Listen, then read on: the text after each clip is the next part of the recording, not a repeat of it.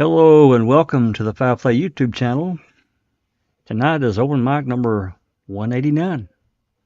Hope everyone's doing pretty well today, wherever you're located in the world and listening in. And of course, we're jumping back in where we left off on the wonderful deposition of Judy Dvorak. We didn't get too far into it the last time, but we got roughly 100 pages left, so it shouldn't be too bad. It's going to get interesting, even more interesting than it has been. A lot of it's been a little bit of groundwork.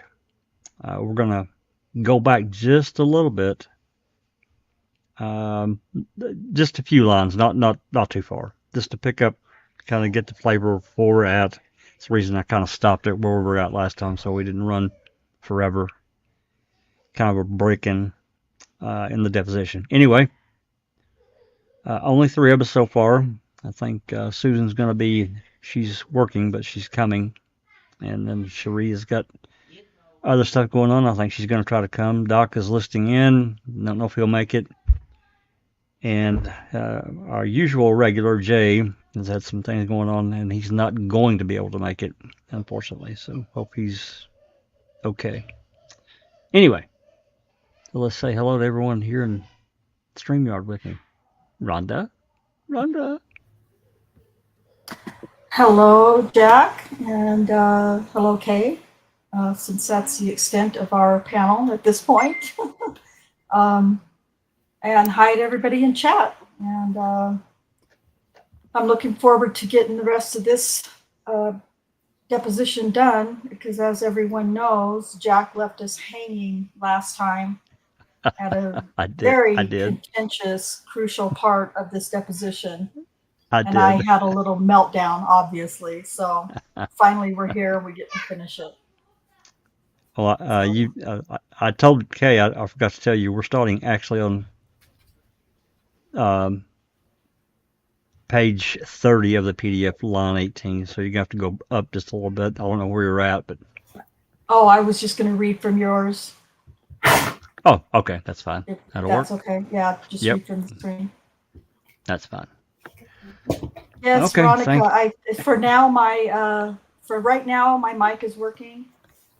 It worked for most of the show yesterday. I have no idea what happened, so fingers crossed.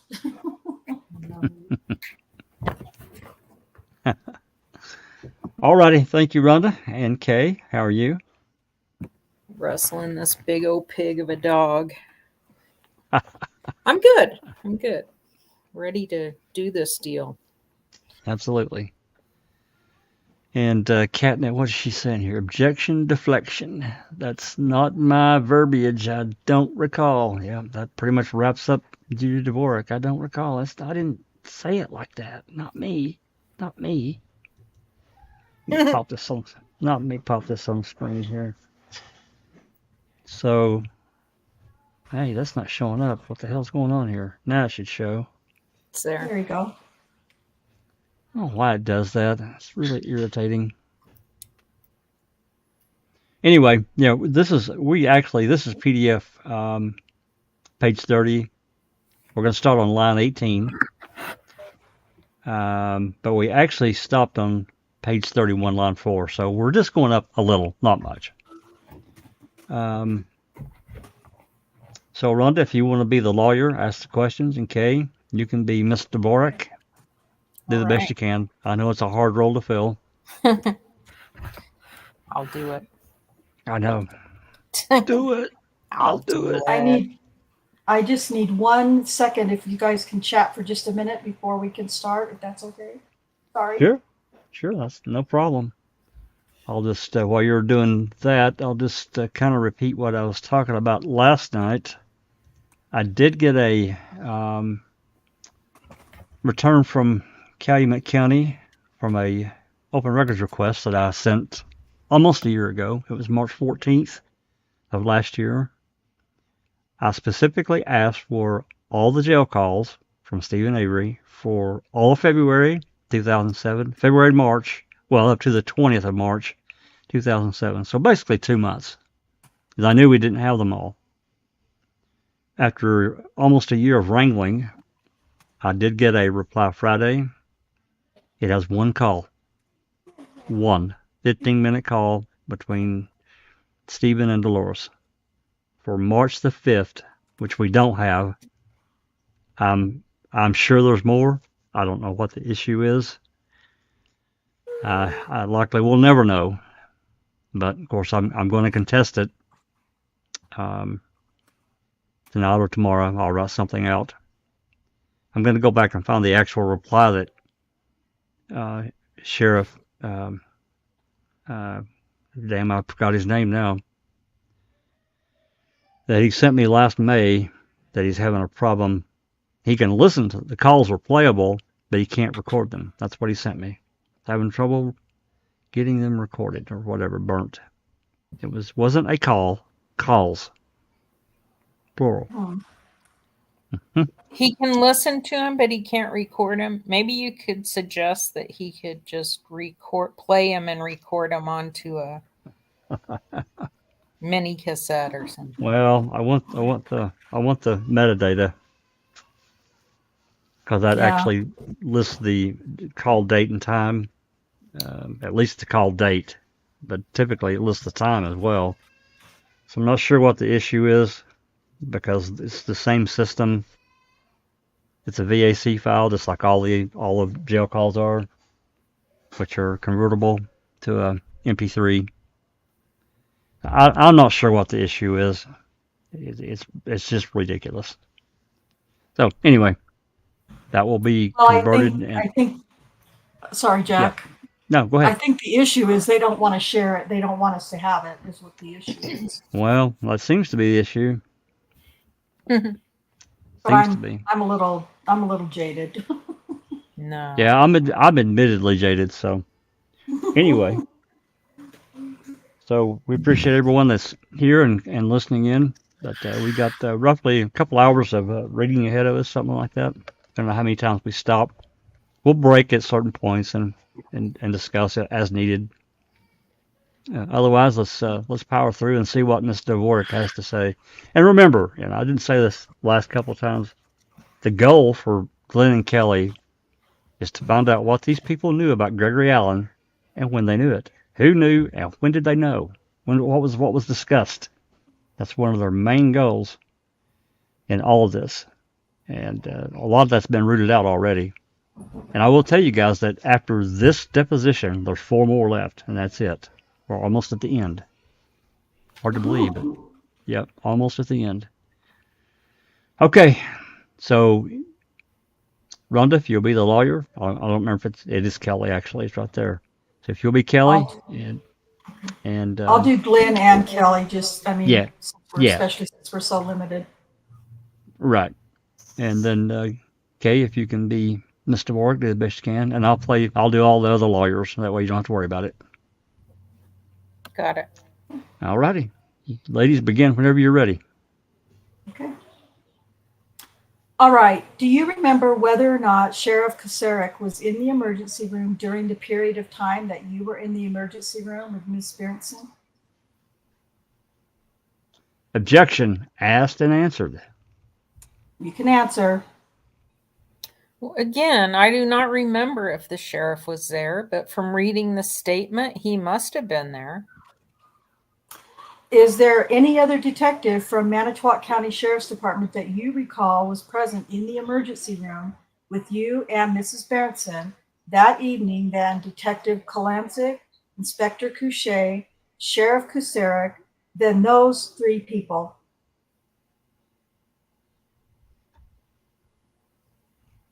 Mr. Mayor, Foreman Foundation, she hasn't, you haven't established that she has a memory of any of those people being there. I do not remember any of them being there. Well, I'm asking whether there's anybody else you remember who was a detective with the Manitowoc No, sir. County Sheriff's Department who was present with you in the emergency room that night. Mr. Covelli, in the emergency room. In the emergency room. In the emergency room? No. Mr. Paulin, slow down a little bit and make sure he gets the question out. Okay. Mr. Palm. Then pause and then answer. So you're not speaking while he is. Tell me the questions that you were asking Mrs. Berenson. I ask her what happened, to describe all the incidents of the assault, what she remembers of the description of the person, what he did to her, basic police questioning. Did anybody ask you to do that? Whomever was at the hospital said, "Here are incident forms. Take the statements." Whomever. Yeah, right. Was whoever gave you the incident forms a No, person no, who no, was- no, Oh, no. Line oh, 12. there we go. Line 12, sorry. Do you remember who gave you the incident forms? No, I do not. Was whoever gave you the incident forms a person who was in the emergency room with you that evening with Mrs. Berenson? Again, I do not remember who was in the emergency room. I remember there was a curtain that was pulled, and I was in with Mrs. Burnson alone, that I could not see who was coming back and forth. Who I could not, sorry, Jesus. I could not see who was coming back in and out. So you were questioning her inside the curtain in the emergency room, and no one else was present other than you and Mrs. Berenson when you were questioning her? Well, and the attending physician, nurse. Was there one physician or more than one physician? I could not remember at this time. Was there one nurse or more than one nurse? Again, I do not remember. Do you know the identity of the doctor who was examining Mrs. Berenson? No, sir. Do you remember whether any person from the sheriff's department other than yourself asked the doctor to conduct a rape protocol examination? No, sir. Did you ask the doctor to conduct such an examination? Yes, sir. Was anyone else present when you asked the doctor that? Again, I do not remember. Previous to when Mrs. Berenson was assaulted on July 29th, had you ever been assigned to investigate a rape? No, sir. When you were questioning Mrs. Berenson, was No, she answering no. you? Line Oh, 20. sorry. Mhm. Sorry, I'm sorry, I apologize. Had you ever been present at the hospital when any victim had been raped and a rape protocol was being conducted? No, sir. When you were questioning Mrs. Berenson, was she answering you? Yes, sir, to the best of her ability. Were you making notes? Yes, sir. I was writing out an incident statement with questions and answers at that time. Other than writing out the incident report, were you making notes in any other form? No, sir. Specifically, did you make notes separately and then prepare the incident report? No, sir, I do not believe so. You think you simply wrote out Yes, sir. the incident report on that form that night? Mm-hmm. Yes, sir. Is that correct? Yes, sir. If you would go to the next paragraph on 5500. Mr. Pollan, that says, quote, Penny Berenston's statement, end quote. Yes, the exhibit that's in front of the witness. The next full paragraph begins, quote, while still in the emergency room, end quote. Do you see that? Yes, sir. Quote, while still in the emergency room, Berenson was handed a statement and asked to read it and sign it, end quote. Do you see that? Yes, sir. Did you do that? Did you hand Mrs. Berenson a statement and ask her to read it and sign it? I don't remember. No one else was writing an incident report at the time other than you in the emergency room with Mrs. Berenson.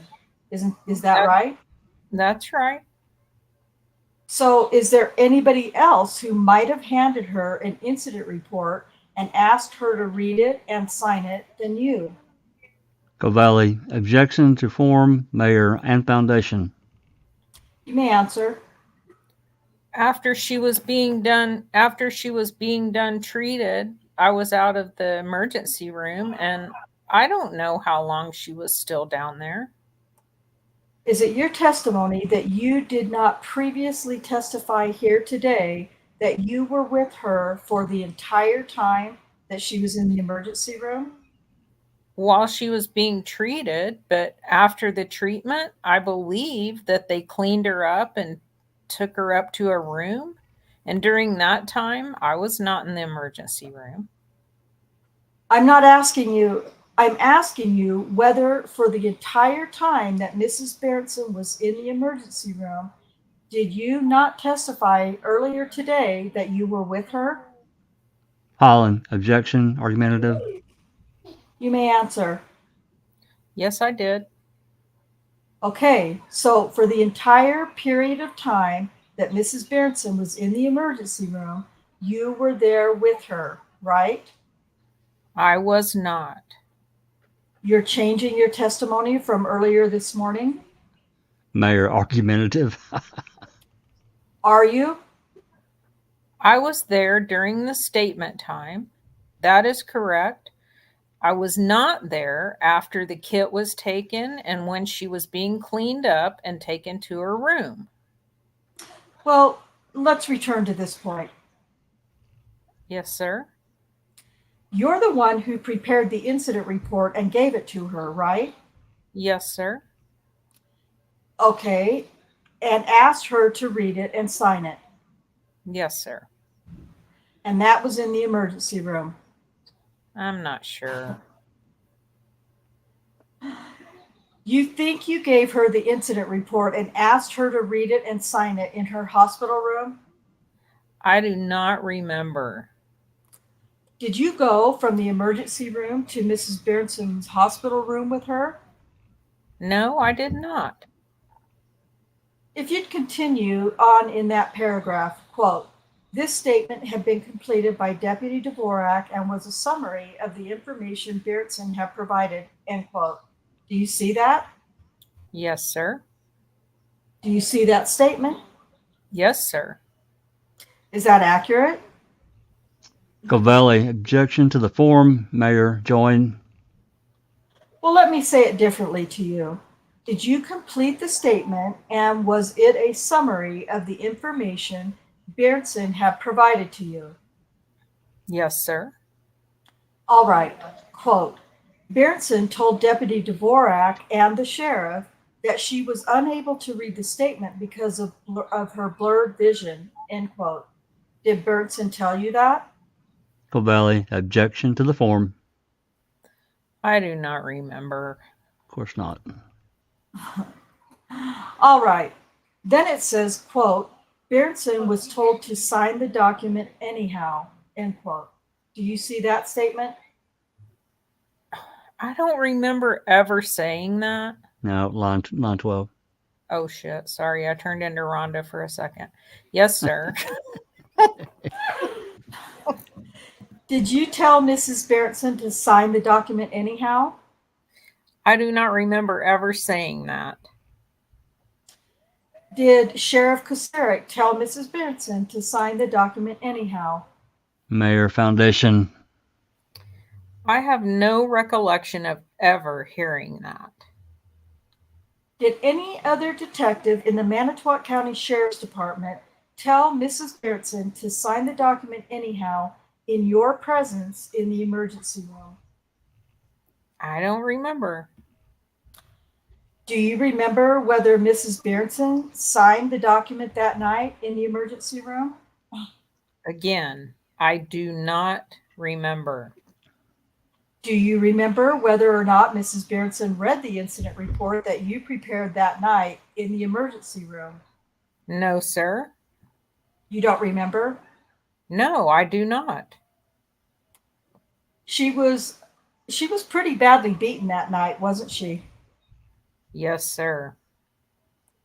Face all puffed up, contusions and cuts along her eyes and face. Is that right? Yes, sir.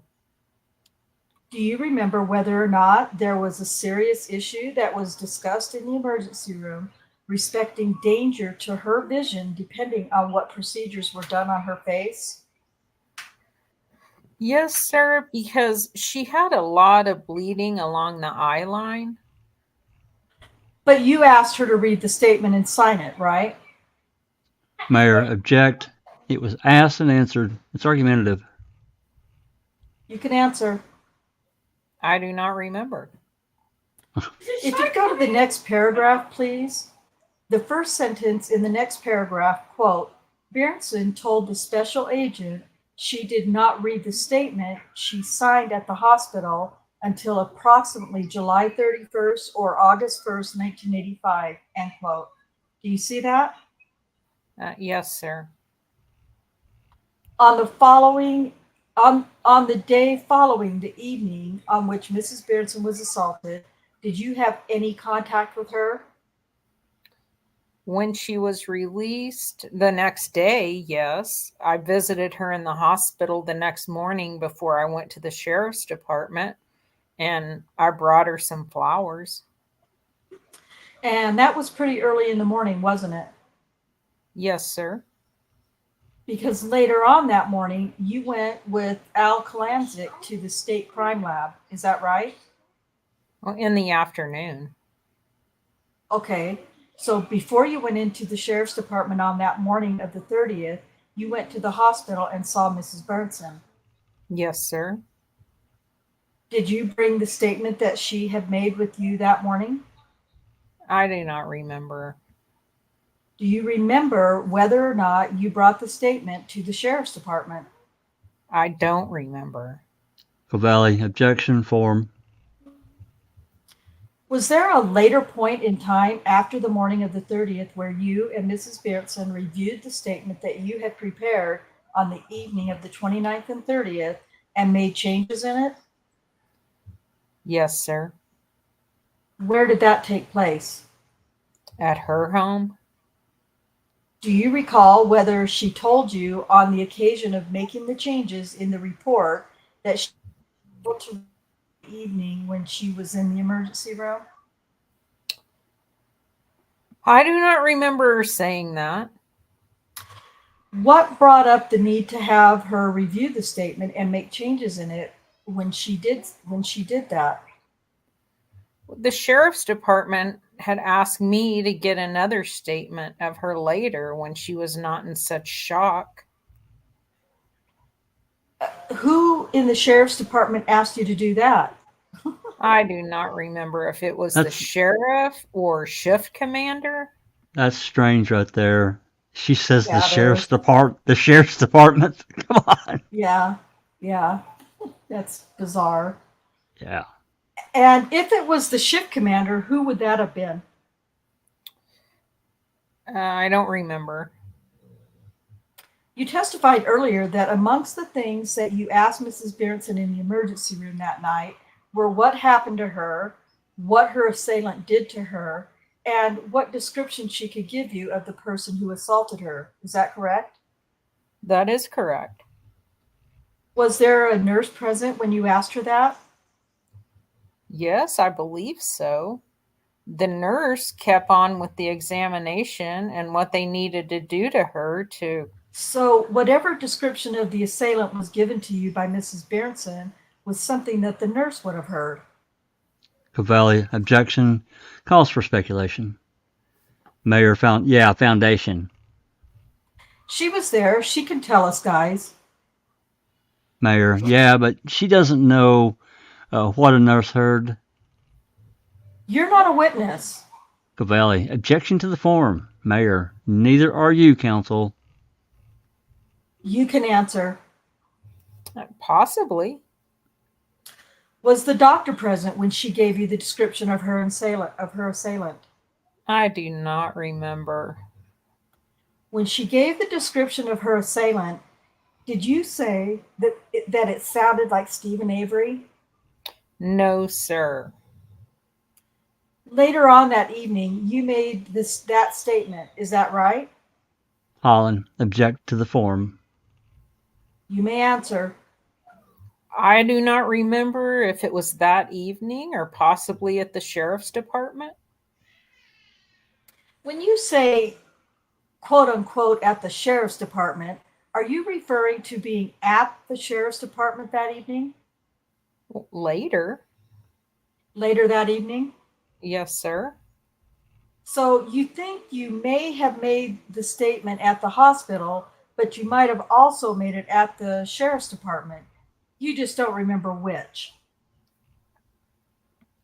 Mayor, I'm going to object as misstating her testimony, also the form of the question. You can answer, ma'am. Holland, I'm going to join in that objection. Go ahead, ma'am. Mayor, listen to the question. Rephrase, please.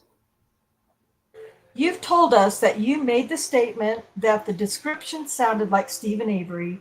You just don't remember whether you said it at the hospital or whether you said it at the sheriff's department later on. Is that?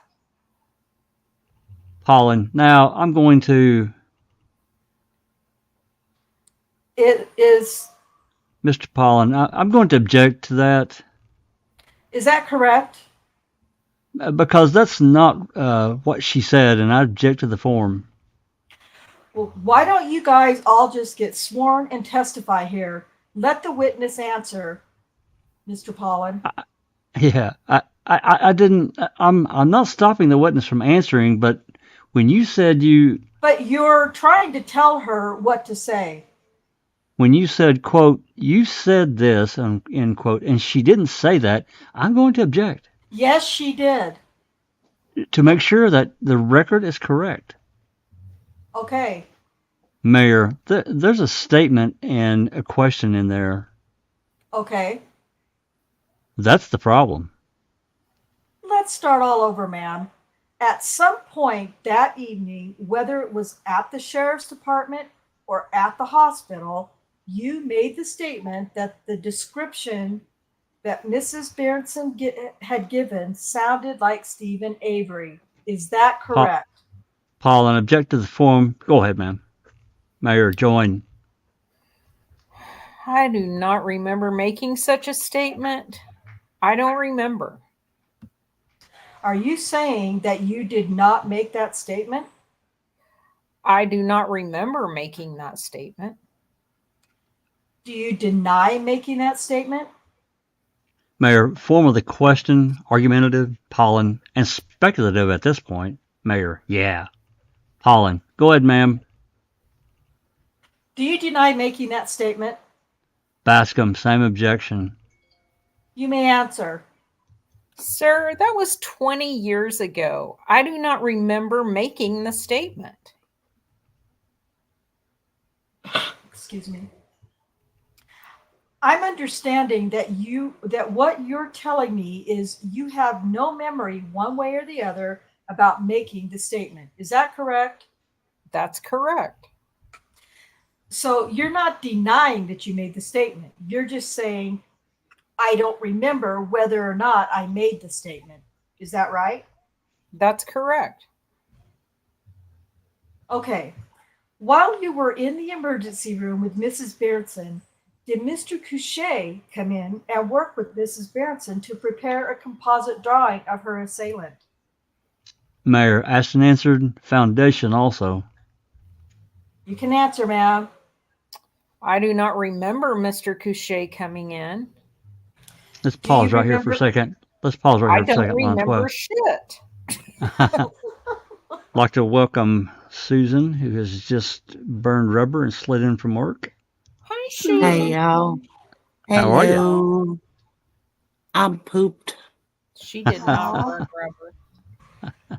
I wasn't That's quite funny. over my illness. I really shouldn't have worked today, but I did. Oh, Hey, you sound sorry. sound a little rough. Yeah, I'll be all right.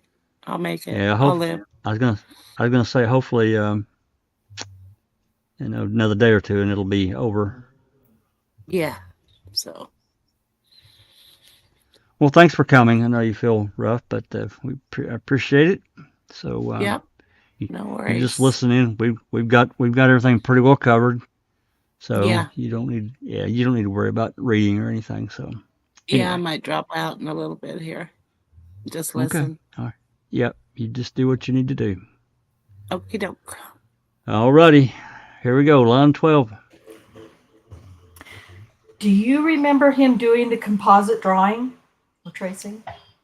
I remember going out into the hospital hall and noting that he did come to do it, yes. Do you remember him making it, not just coming to do it? Do you remember Couchet making or tracing the composite drawing? Did I see him make it? No. Would you rephrase what you're really asking? Actually, you just answered it. You did not see Couchet making or tracing the composite drawing. That's correct. After the composite drawing was completed, did you see it? No, sir. Was the composite drawing made or traced while you were in the emergency room with Mrs. Berenson?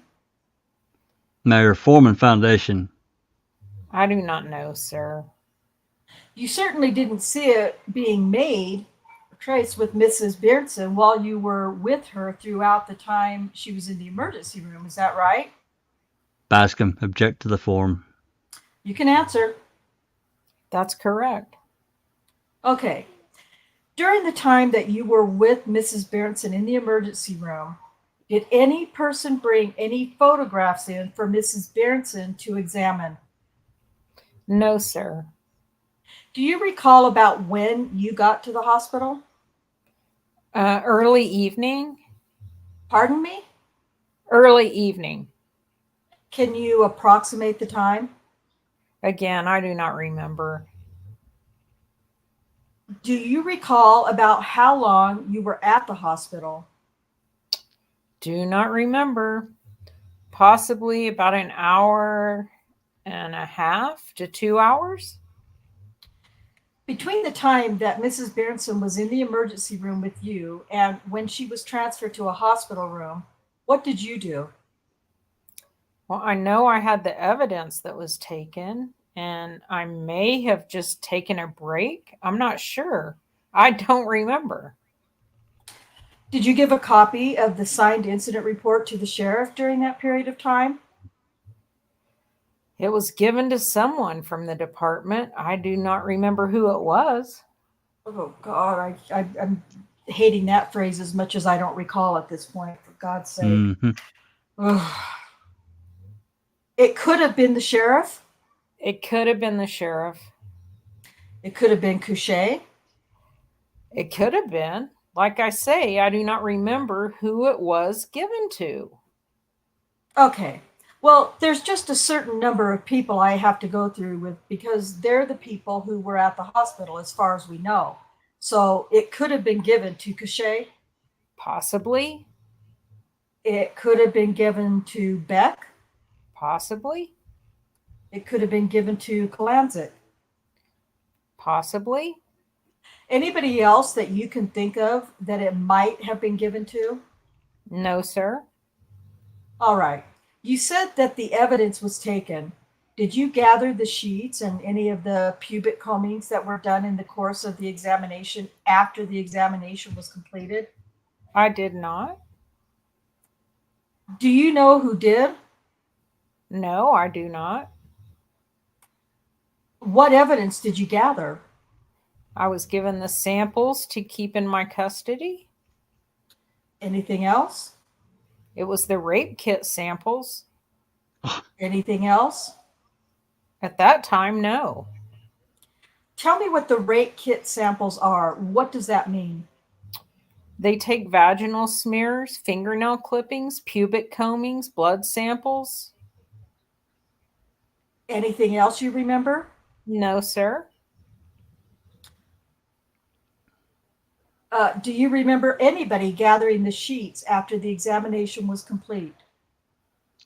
Pollen, the sheets? Sheets in the emergency room. Do I personally remember? No. Okay. Do you recall whether you were the person who did that? No, I do not. You just don't remember one way or the other. No, I do not. Okay. After a period of time, did you go to the hospital room to visit with Mrs. Berenson that night? Yes, before I left. All right. Do you recall whether you spoke with the sheriff during the period of time between when you left the emergency room and when you went to Mrs. Berenson's hospital room? No, sir. Do you remember whether you spoke with Mr. Couchet? No, sir. Do you remember whether you spoke with Detective Kalancic? No, sir. When you went to Mrs. Berenson's room, who was present? I believe she was alone. While you were in the emergency room with Mrs. Berenson, was Mr. Berenson in the emergency room? No, sir. That doesn't seem right. Wouldn't she be terrified? I would think so, but I would think so. Yep. Wow. did you see him at the hospital that night? Yes, sir. Where did you see him? Well, in the hallway outside of the room? Outside of the emergency room? Yes, sir. So was he there with Sheriff Kucerik? I do not remember. Was he there with Mr. Couchet? I do not remember. Was he there with Mr. Beck? I do not remember that. Was he there with Detective Kalancic? I do not remember. Did you speak with him when you were outside the emergency room and saw him out there? Yes, I remember walking in and he introduced himself as Tom Berenson and made some reference that his wife was in that room. When you say you quote unquote remember walking in, To the hospital. so when you arrived at the hospital, Tom Berenson was there Yes, sir. and he introduced himself to you and told you that his wife was in the emergency room. Yes, sir. And at some point after that, you entered the emergency room Yes, sir. and you, Mrs. Berenson, and during the period of time that you stayed with Mrs. Berenson, you don't recall whether or not Mr. Berenson came into the emergency room. Valley objection. Is that your testimony? Valley objection. Form of the question. You can answer. I do not believe so. You think he did not come into the emergency room? That is correct. Did you see Mr. Berenson during the period of time between when you were in the emergency room and when you visited Mrs. Berenson in her hospital room? I do not remember. Would you turn to, in the exhibit 134 to page 5501? Pollen. This is Penny Bernstein's statement. Now again, we're in. Yeah, that's the exhibit that's before the witness. Thank you. The third full paragraph from the bottom, the one that begins, quote, Berenson said on August 1, 1985, end quote. You see that? Yes, sir. That paragraph says that Sheriff Kucerik sent you to Mrs. Berenson's house because the sheriff was concerned about Berenson's personal safety. Do you see that? Yes, sir. Did the sheriff do that? Yes, sir. Did he tell you that he was concerned about her personal safety? I believe so. Did he tell you why? No, sir. By that time, Stephen Avery had been arrested, right? Yes, sir. In fact, you were present at the house that evening when Stephen Avery was arrested. No, sir. You were not? No, sir. You did not assist in executing the arrest warrant? No, sir. For how long did you visit with Mrs. Berenson in her hospital room? Bascom. I'm going to object to the form of the question. It's vague as to the time. That evening, after she left the emergency room and went to the hospital room, That's when you went and visited her, right? Yes, sir. Okay. For how long did you visit with her? It was very briefly. What did the two of you talk about? How she was doing? Was she okay? Is there anything she wanted to add to her statement, possibly? Did you have the incident report with you? I do not remember. Of course not. Then why? Okay, so then why would she say in that response? Did she want to add anything to her incident? Did she want to add anything to her statement if she Exactly. doesn't remember having the incident report with her or not? That's a. Because I she's mean, not very smart. She's not, man. you're really trying to wiggle here. Oh yeah, wiggle, wiggle, wiggle. Well, if you were, oh God, I can't see here. Here's the thing that we do. Well, if you were asking if there was anything she wanted to add to her statement, did you have something where you intended to write down whatever she told you in response? I always carried a notebook, so I may have. So, were you making notes in your notebook that night about what Mrs. Berenson was telling you?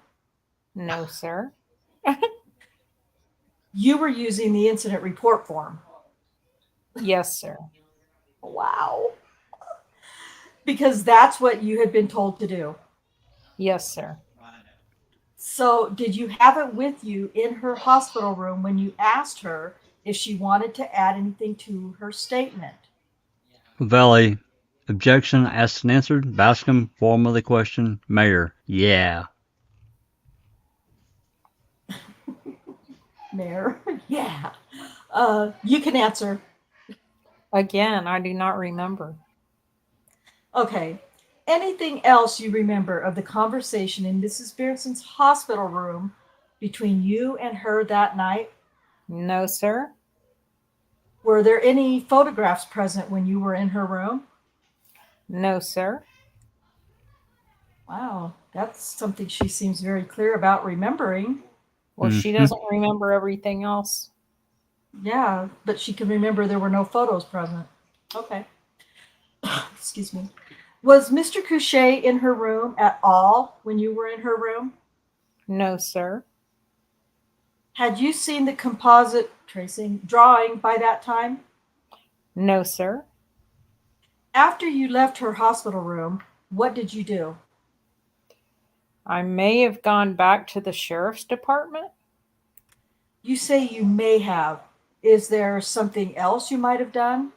Well, either I went back to the sheriff's department and filled out a time card or went straight home. Do you remember going to the sheriff's department? No, I do not.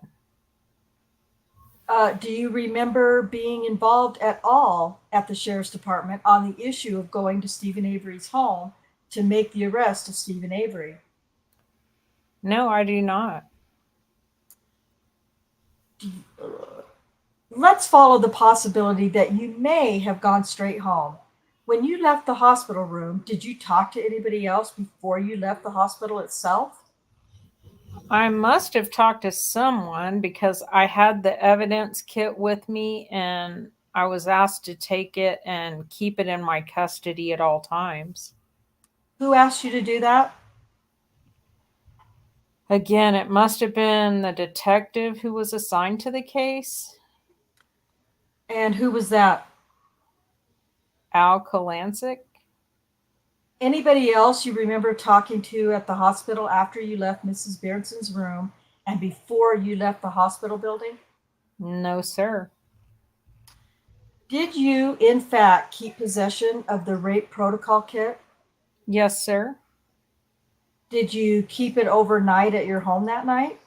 Yes, sir. Did you bring it to the sheriff's department the next morning? Yes, sir. Do you remember whether or not you had the bed sheets that night? I do not remember that. Do you recall the sheriff telling you he wanted to see you in the department early the next morning? Yes, sir. Do you recall whether he said he also wanted to see in your presence, he wanted to see Kalanzik there at the same time because he had things that he wanted the two of you to do. I do not remember him saying that. Okay. You said a moment ago that either you went to the sheriff's department to fill out the time card or you went straight home. Do you recall saying that? Yes, sir. When you went home, did you stay home that night or did you go after going home, go out somewhere? No. No? When I got home, I stayed home. All right. Before you went home, did you visit Mrs. Marcel? According to the statement I read yesterday, yes, I must have. All right.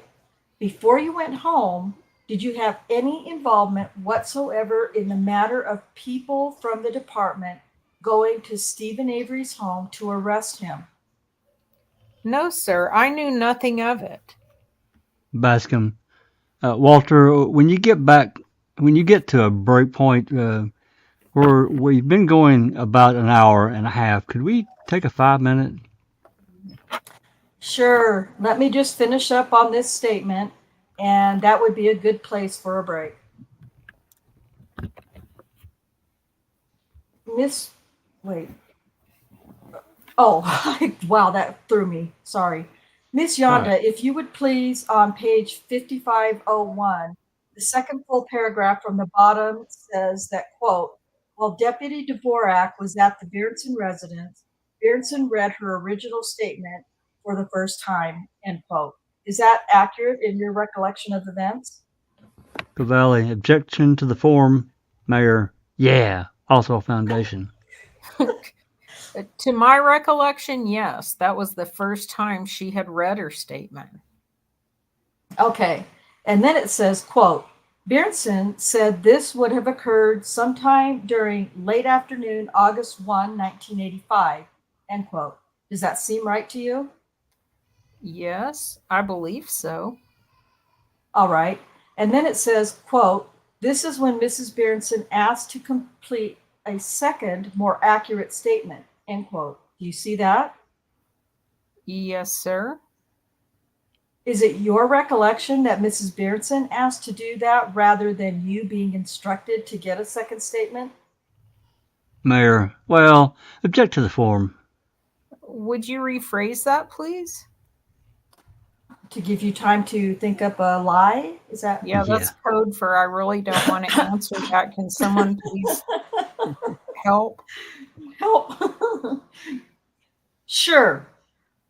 Earlier, you testified that you thought you had been instructed by somebody from the sheriff's department to go get a second statement. This seems to be saying that Mrs. Berenson asked to complete a second, more accurate statement after she saw the first statement that had been prepared the night that she was assaulted. So that's what I'm asking you. I believe I was asked to take a second statement. By whom? Someone in the department. You don't remember who?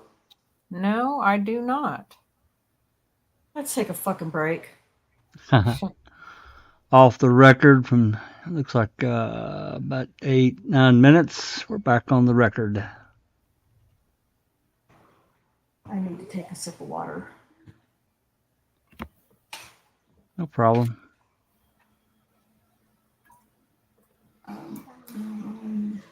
Okay.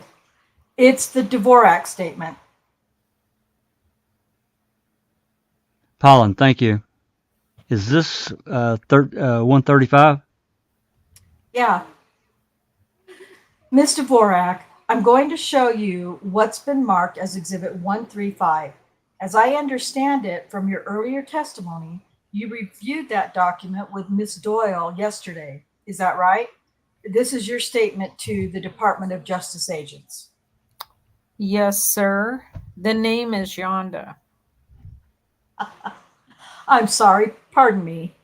Actually, let me go back to something involved in the review that you did with Ms. Doyle.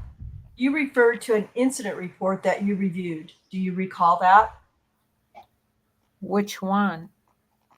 when you were with Ms. Doyle yesterday, you said in your testimony earlier today that amongst the things that you reviewed was an incident report, a sheriff's incident report concerning the Stephen Avery matter. Yes, sir. Okay. Did that incident report have numbers in the upper right-hand corner in black magic marker that kind of jumped out from the page that were on the pages of the incident report? I do not remember.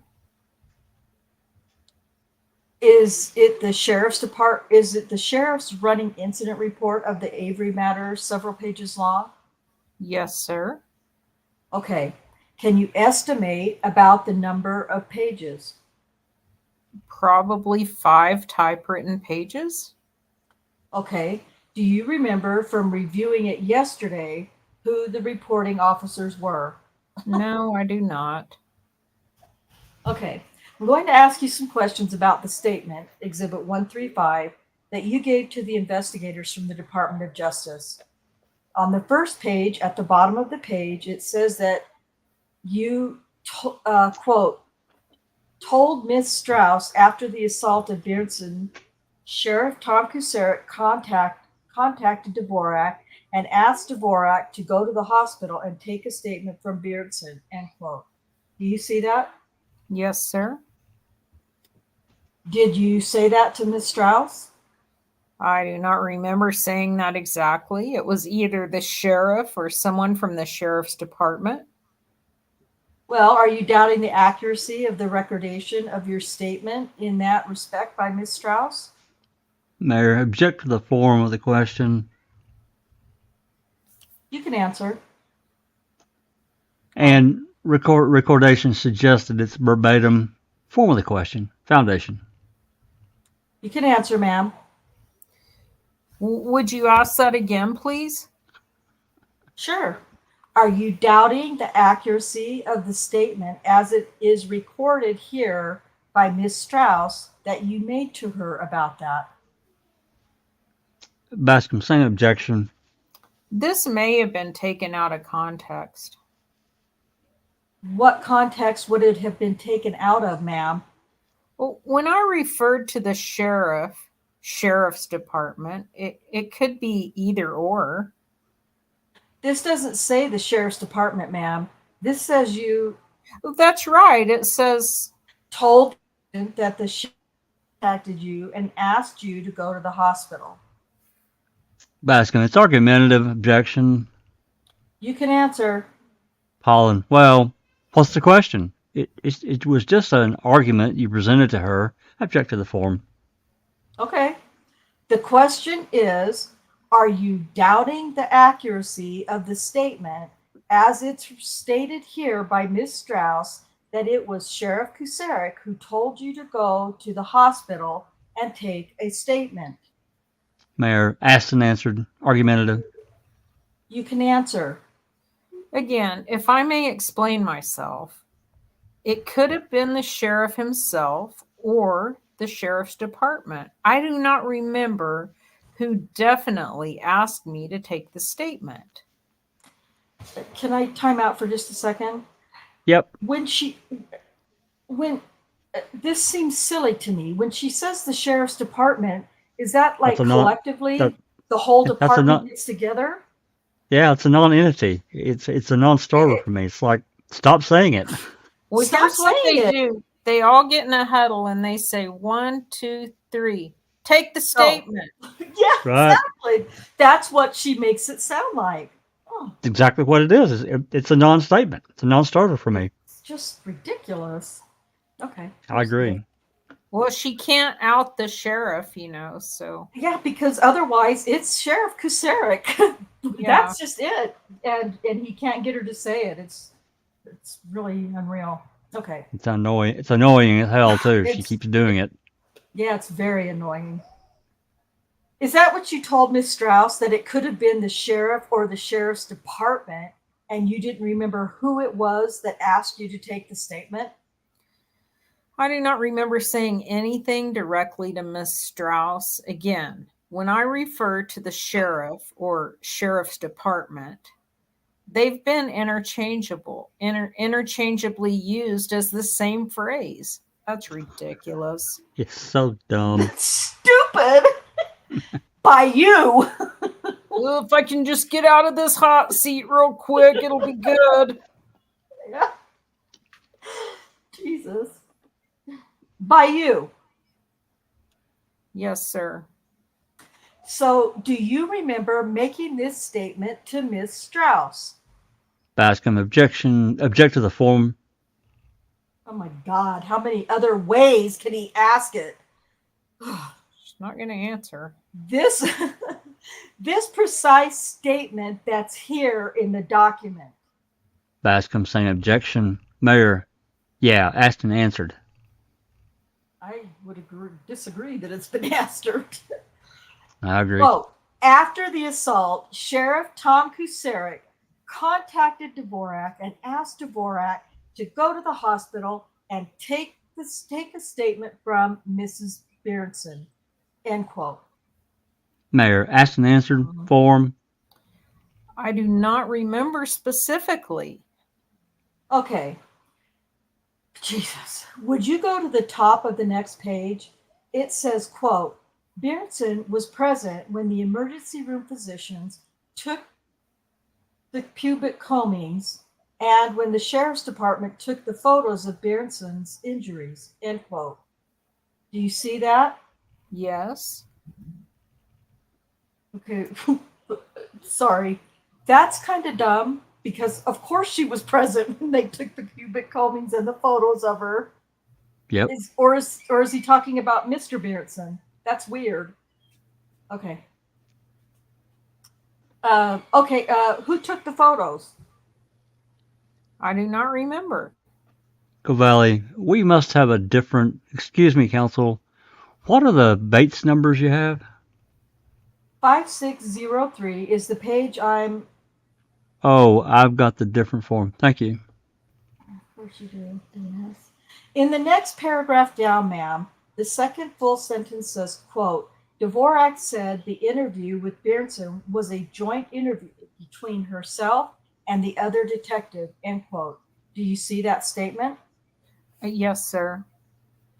Did you make that statement to Miss Strauss? I don't remember saying that. Of course not. Do you deny saying it? I don't Object as deny it. argumentative foundation. You just don't remember that's... I don't remember. Okay.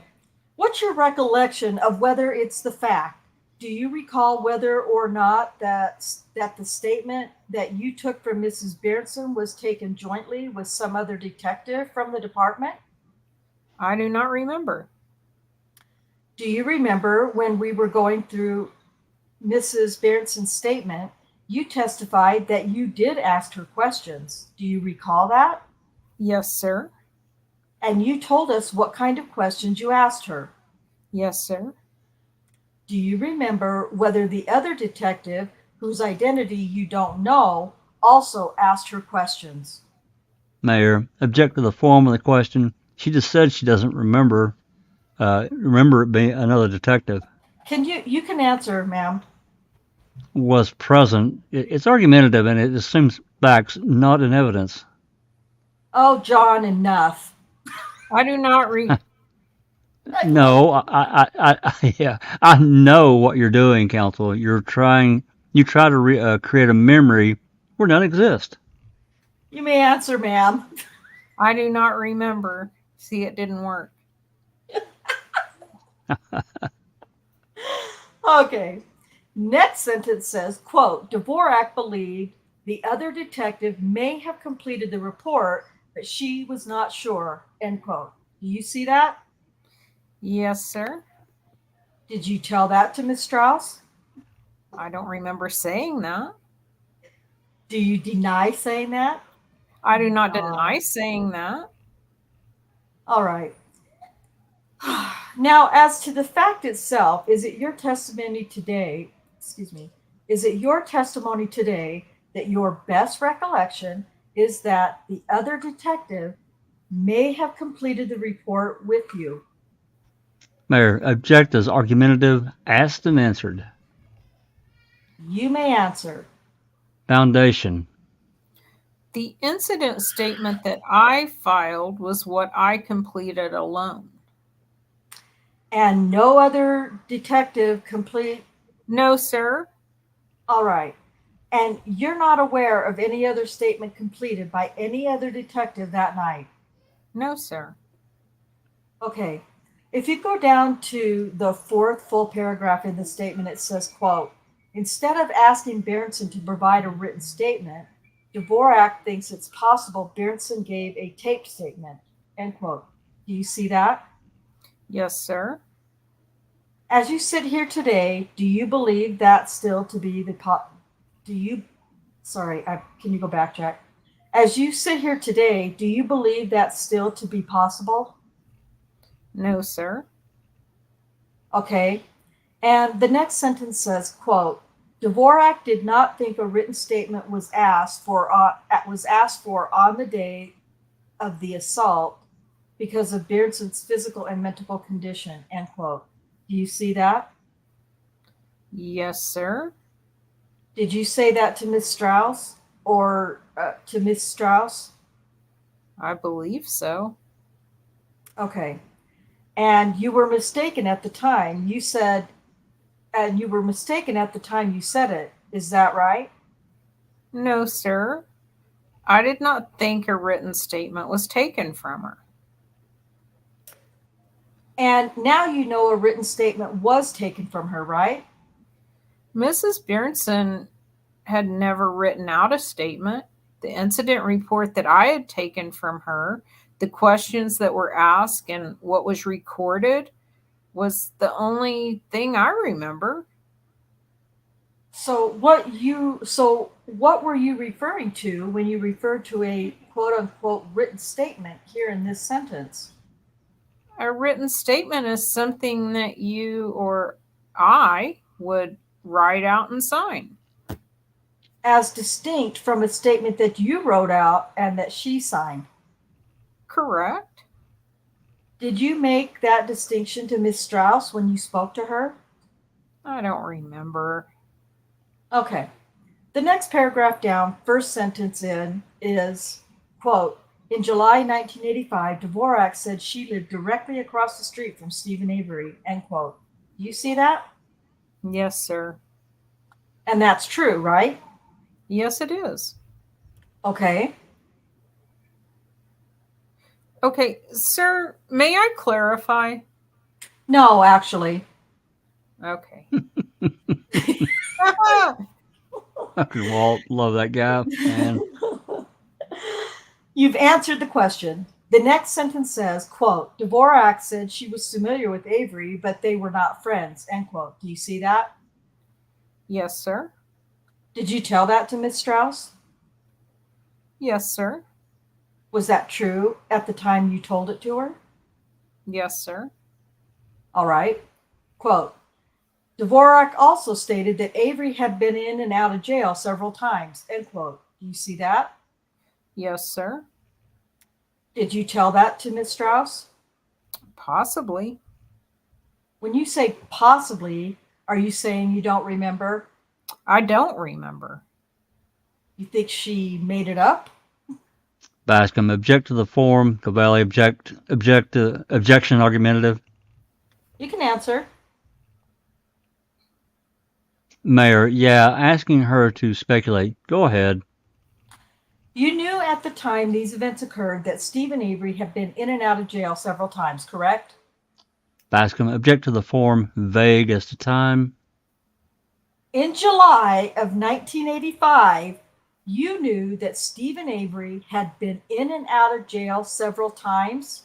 Yes, sir. Okay, you just don't remember whether you told that to Miss Strauss. That's correct. All right. And then the statement says, quote, Dvorak described Avery as such a dirty man that every time he would come to the jail, the sheriff's deputies would have to make Avery take a shower, end quote. Do you see that? Yes, sir. Did you tell that to Miss Strauss? Possibly, but not in those words. In what words? That he. Do you remember the words you told her?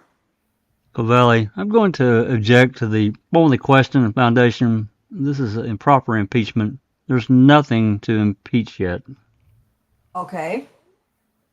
Do you remember the words you used when you described Mr. Avery as a dirty man to Miss Strauss?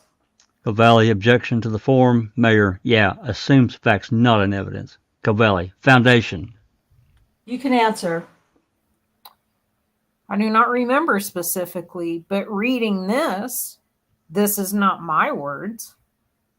Well, if you don't remember, how can you tell us that? Holland, objection, argumentative. Go ahead, ma'am. You can answer. I would say I do not speak or talk, converse in that kind of verbiage.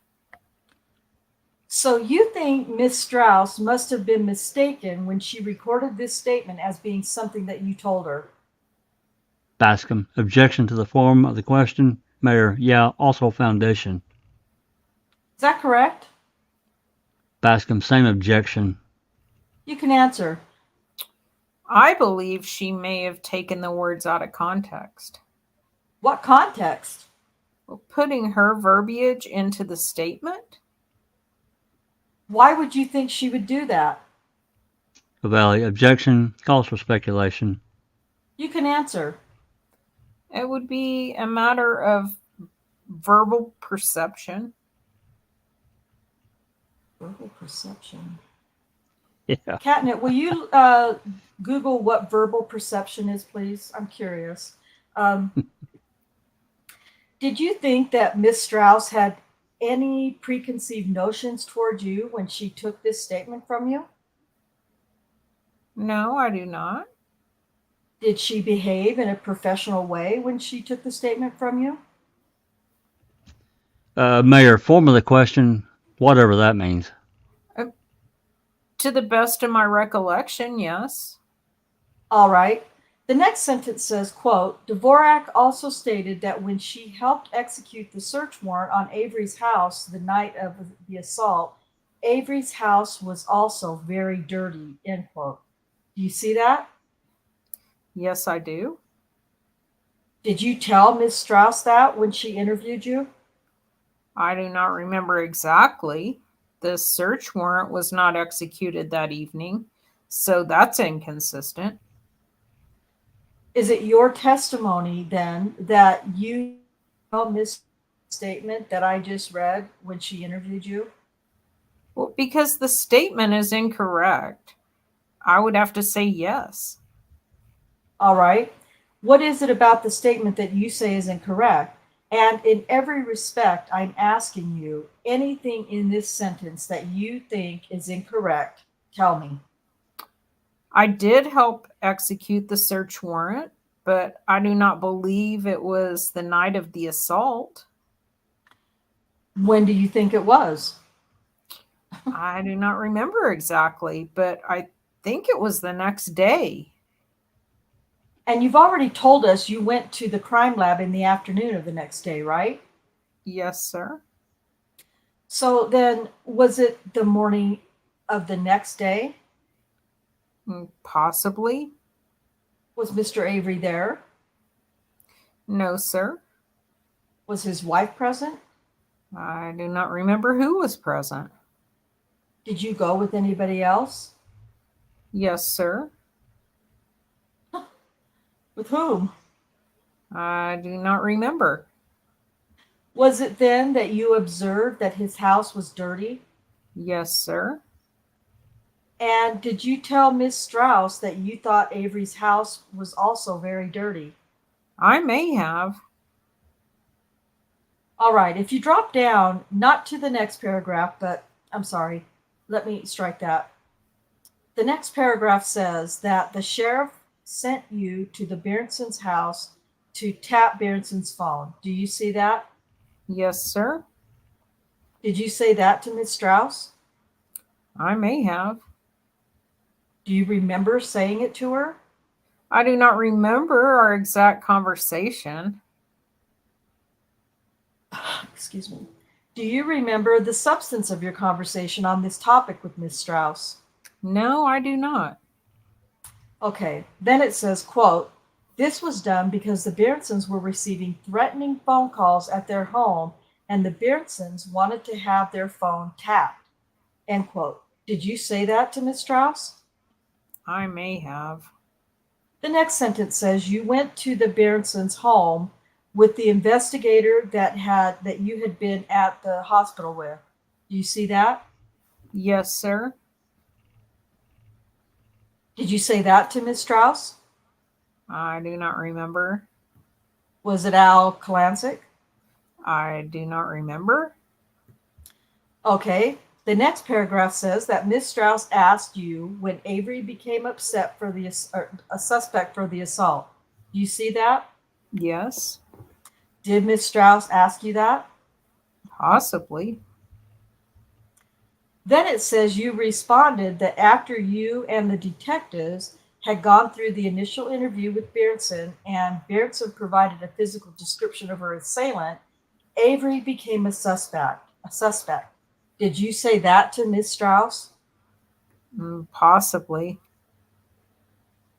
And then the next sentence says, quote, Dvorak thought Avery became a suspect based on Berenson's physical description, end quote.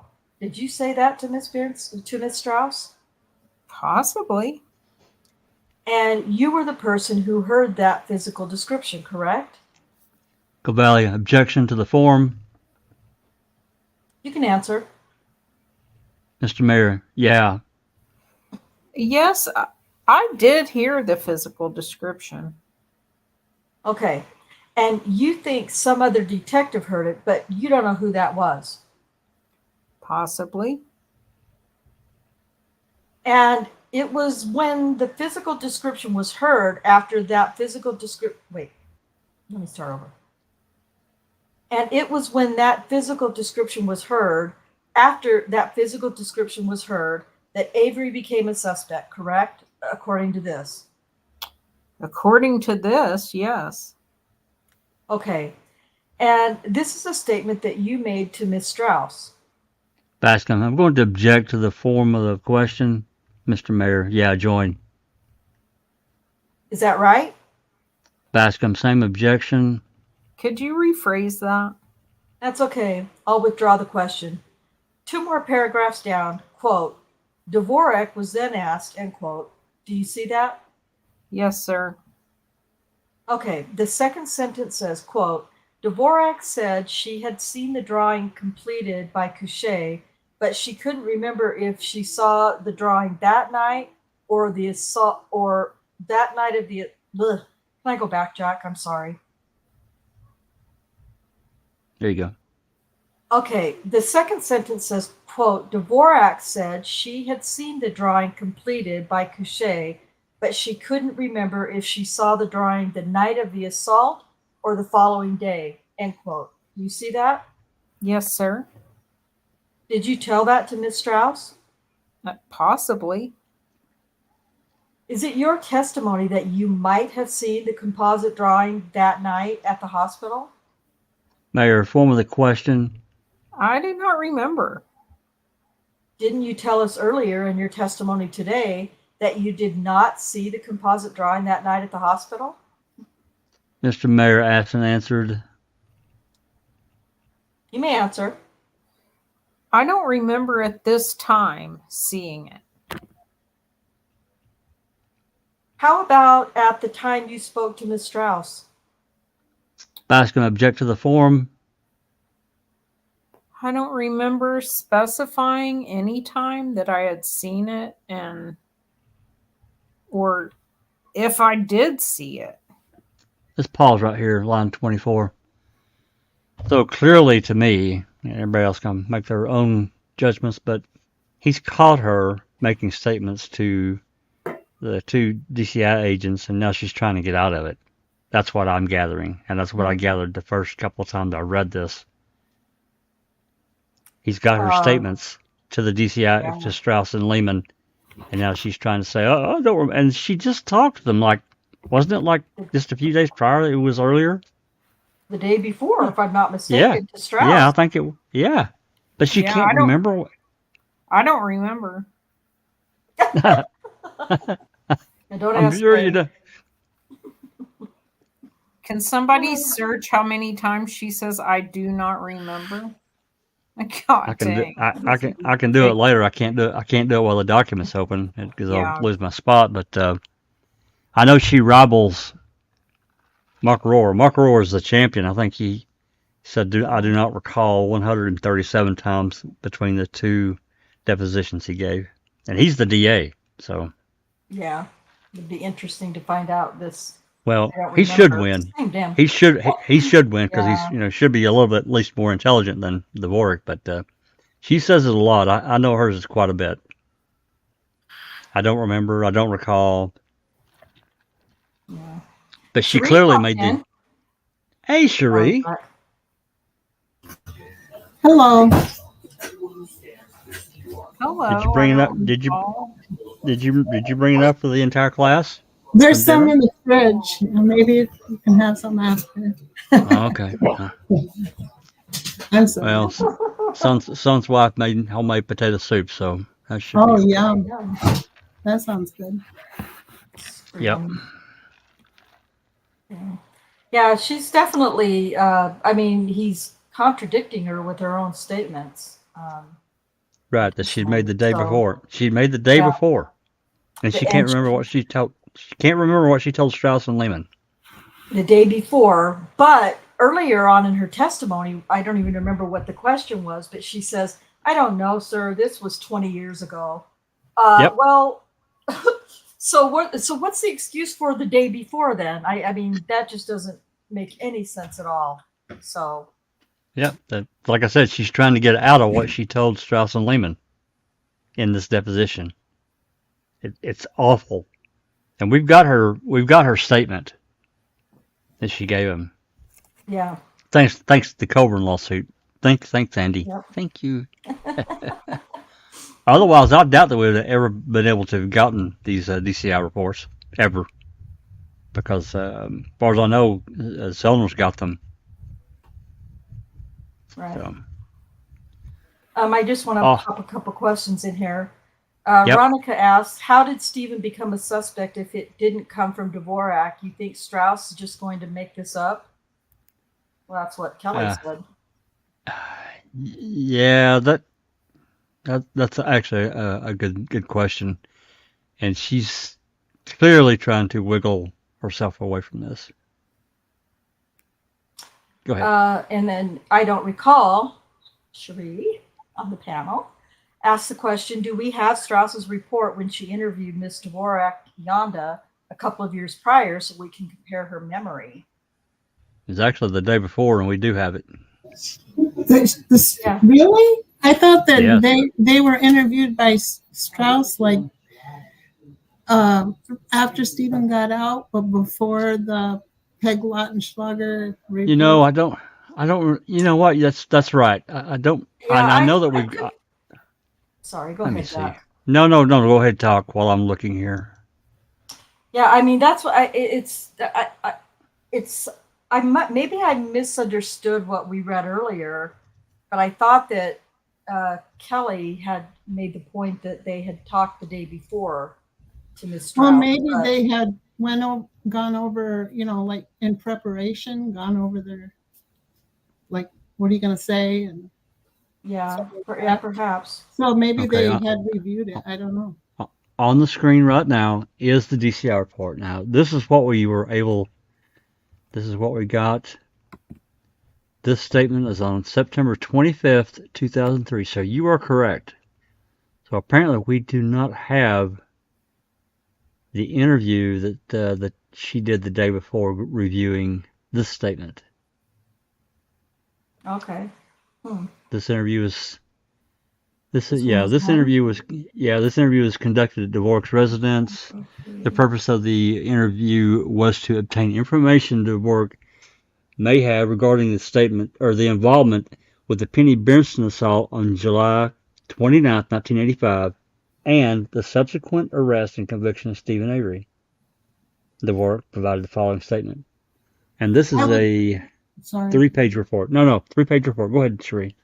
No, I just was thinking that what they did the day before was probably like with the attorney. Like, isn't that who Miss Doyle is, maybe? And like, so maybe we wouldn't be able to get whatever they did the day before, but I'm not sure.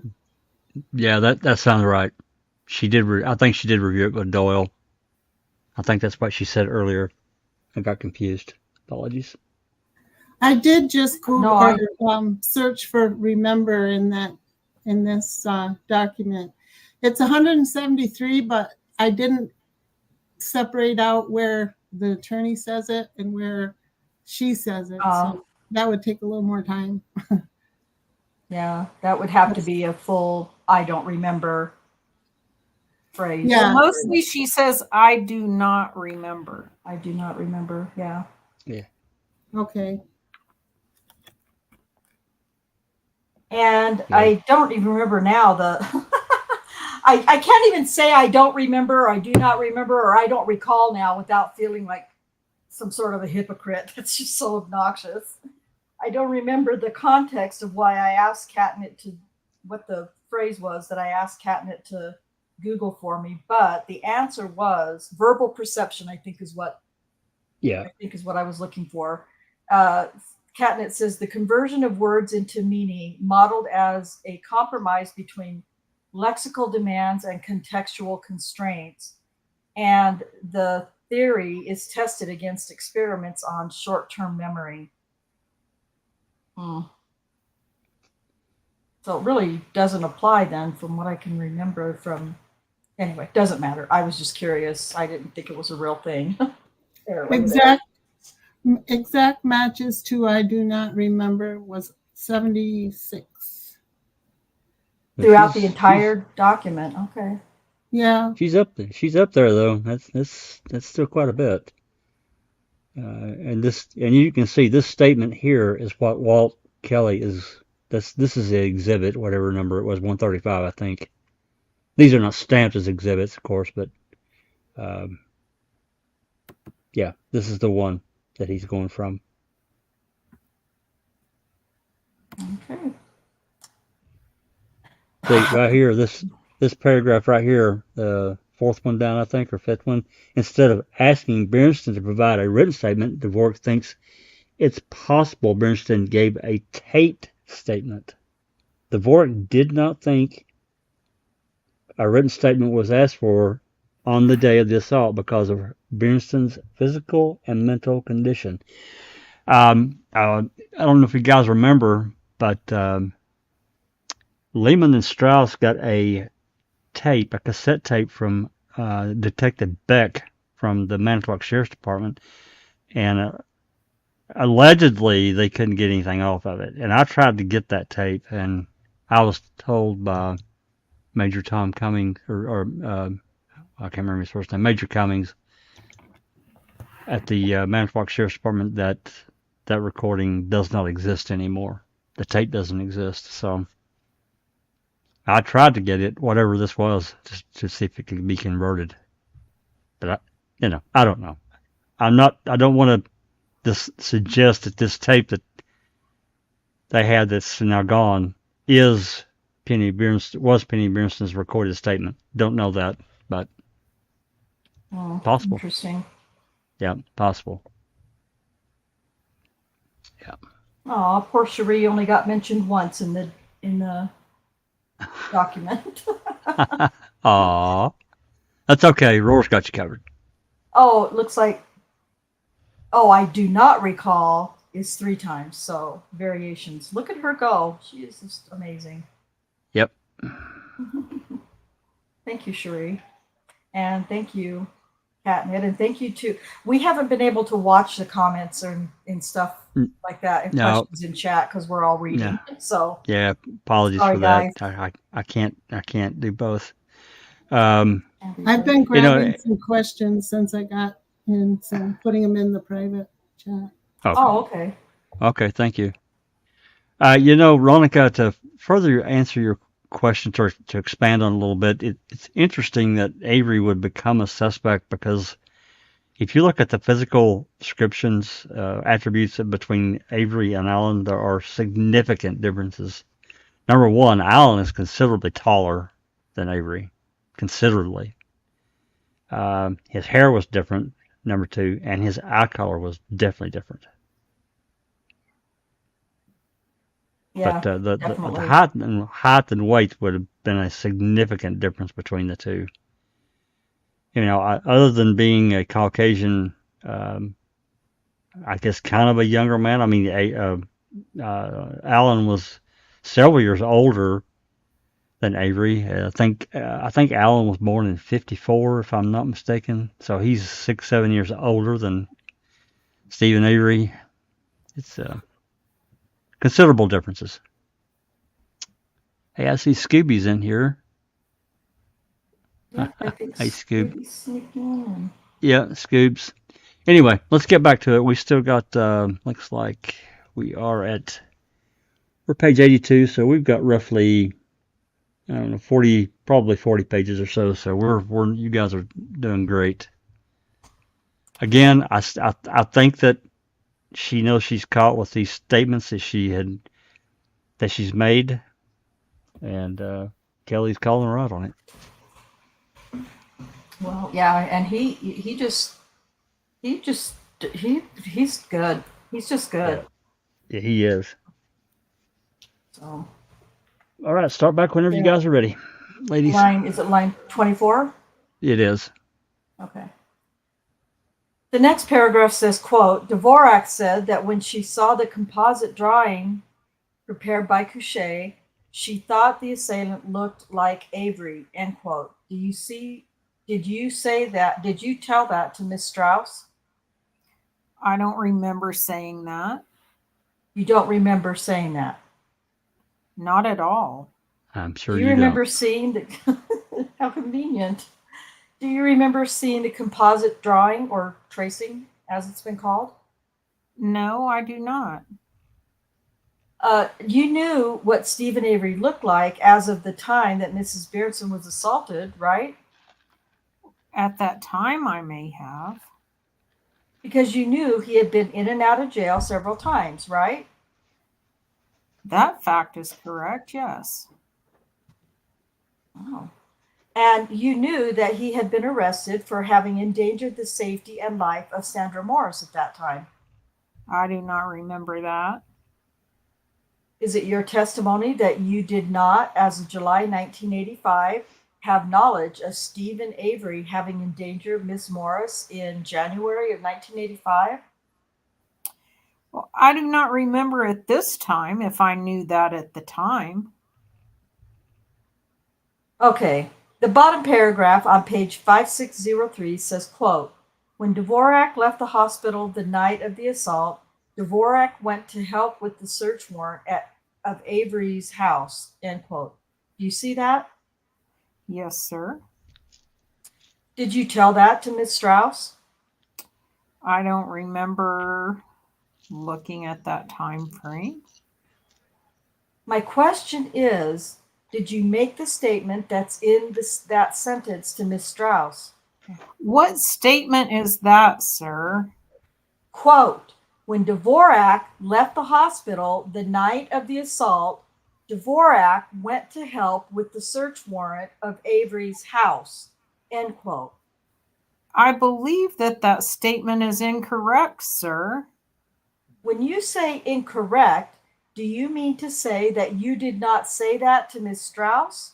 Or do you mean to say that you said it, but you were wrong at the time you said it? Mayor, formally question, or some other alternative. Go ahead. Reporter, I'm sorry, I didn't get that last part. You can answer, ma'am. Well, Or some other alternative. Oh, sorry. Or some other alternative. You may answer. From going over Miss Doyle's notes yesterday, the search warrant information was not put together until the following morning. Okay, but what I'm asking you is this. When you talked with Miss Strauss, she says that you told her that when you left the hospital the night of the assault, you went to help with the search warrant of Avery's house. Do you see that? Yes, I see that. Okay. And you said a moment ago that you believe that was incorrect, didn't you? Just a moment ago when you testified, did you not say Yes, sir. you believe this statement was incorrect? Yes, sir. Okay. I'm asking you to explain incorrect in what sense? Incorrect in the sense that Miss Strauss did not accurately report what you told her, or incorrect in the sense that she did accurately report it, but you were mistaken at the time that you said that to her. Mayor, form. Again, I do not really understand your question. Oh my God. I'm gonna bitch slap this ag. Okay. The next sentence says, quote, Dvorak said that even though she helped with the execution of the search warrant, she was not part of the arresting team that arrested Avery, end quote. Did you tell that to Miss Strauss? Yes. All right. Quote, Dvorak told Special Agent Strauss that this is the first time she had ever been in the Avery house, even though she lived right across the street from them. End quote. Did you tell that to Miss Strauss? I may have. Okay. The next paragraph, top of the next page, says, quote, the following day, July 30, 1985, Dvorak and Detective Al Kalenzik took a towel, some clothes, a pair of shoes, the pubic combings, and all of the other evidence seized regarding this case to the crime lab, end quote. Do you see that? Yes, sir. Did you tell that to Miss Strauss? I may have. Well, do you remember whether or not you did? I believe I told her that I had taken the evidence to the crime lab. Yes. On the following day? Yes. Okay, now go back to the prior page.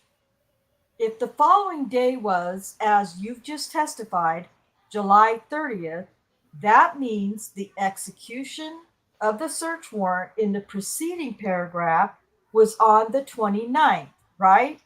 Is that correct? I do not remember the exact date. I know we had to go before the DA to get an execution of a search warrant. Okay. The third page, please, 5604. The next paragraph, first full paragraph on the page, quote, Dvorak described Avery as an abusive man, end quote. Did you tell that to Miss Strauss? Possibly. Do you remember whether you did or not? No, I do not. Then it says, quote, Dvorak said that she did not know if Avery was abusive towards his wife, but Dvorak stated that she has observed Avery chain his son with a metal chain in the front yard, end quote. Did you say that to Miss Strauss? Yes, I believe so. Had you observed Avery chain his son with a metal chain in the front yard? Yes, I did. Isn't it interesting how her memory's so clear for this shit? Yeah. Yeah. And now she didn't call in the sheriff or whatever and arrest Avery for abusing his children. She's a abuse, yeah. she's a deputy. What?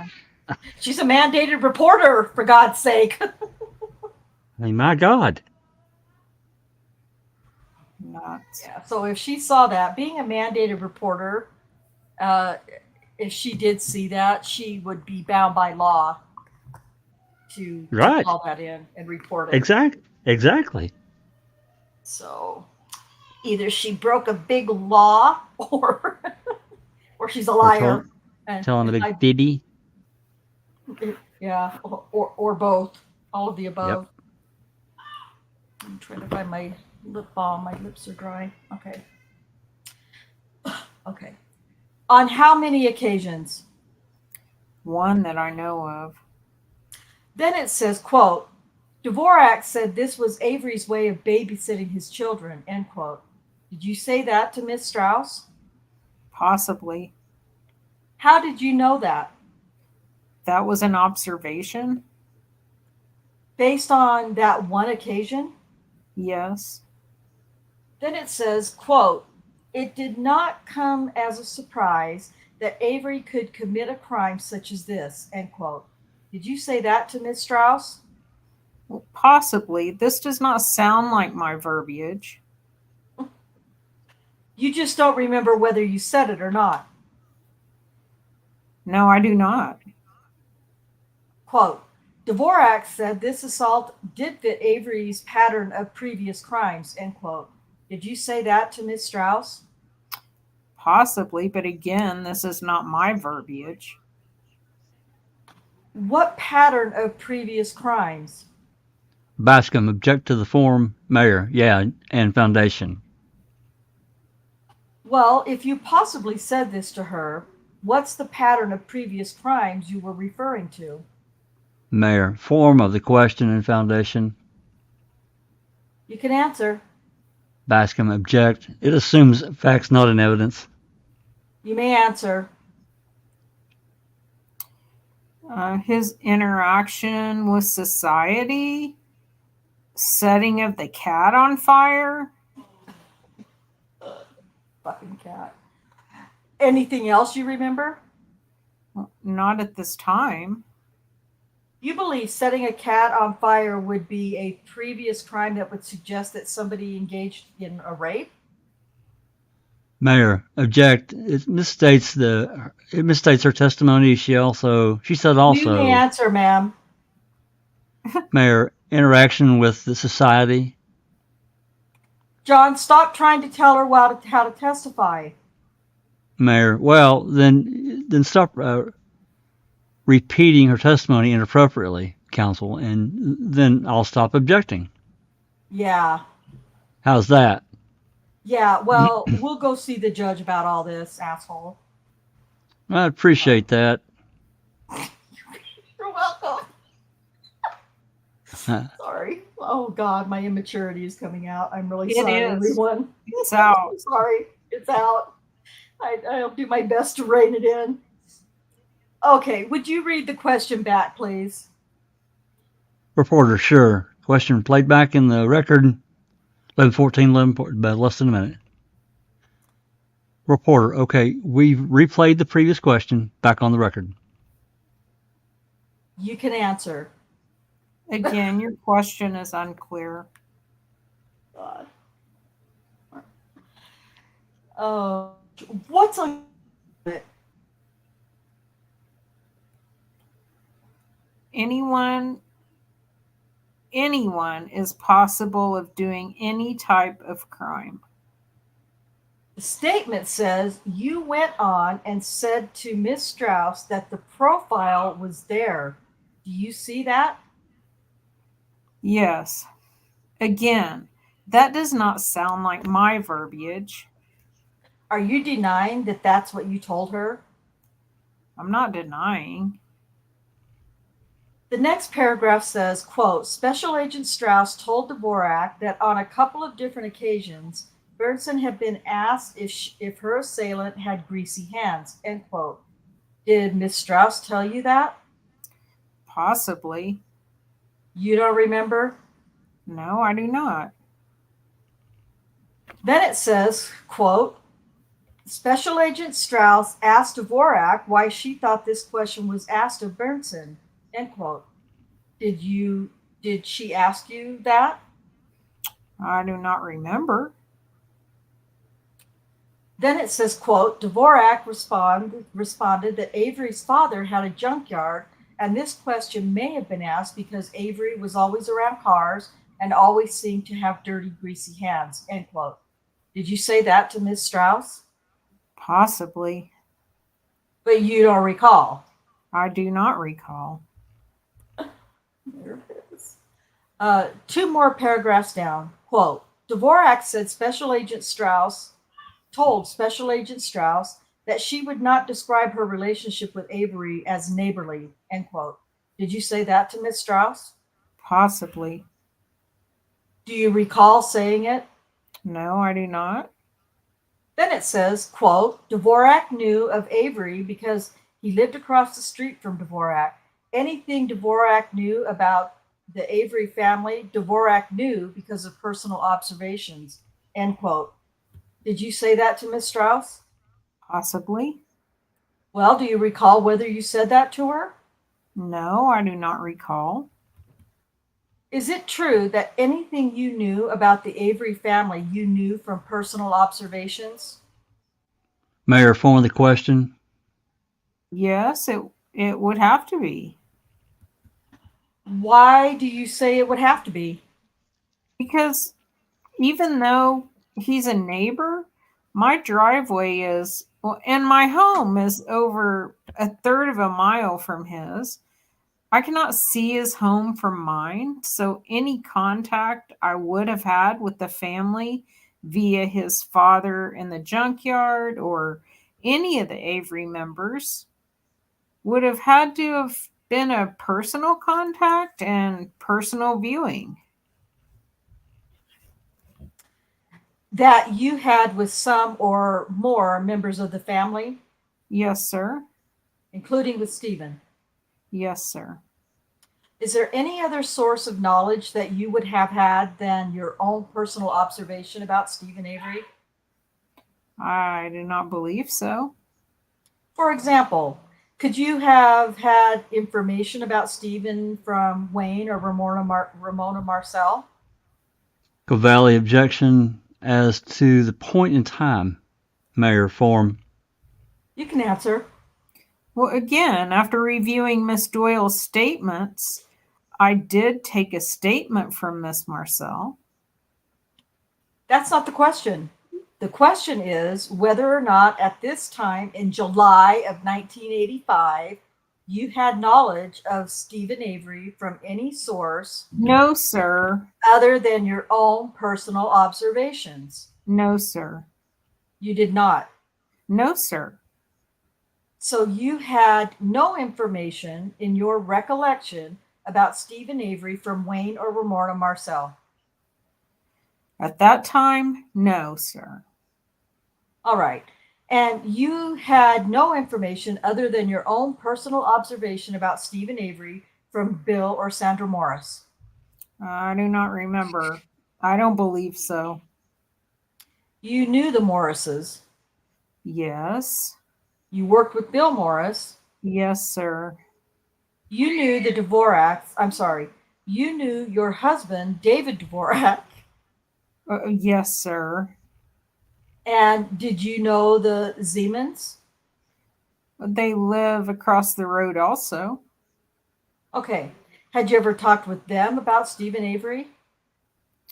In what time frame are you speaking? Summer of 1985. Bascom, before the incident? Mm-hmm. Between January 1st, 1985 and July 29th, 1985. I cannot remember anything in that time frame. Excuse me. Do you recall having any conversations with Bill Morris about Stephen Avery's behavior running his wife Sandra off the road? I do not remember that. Do you deny it?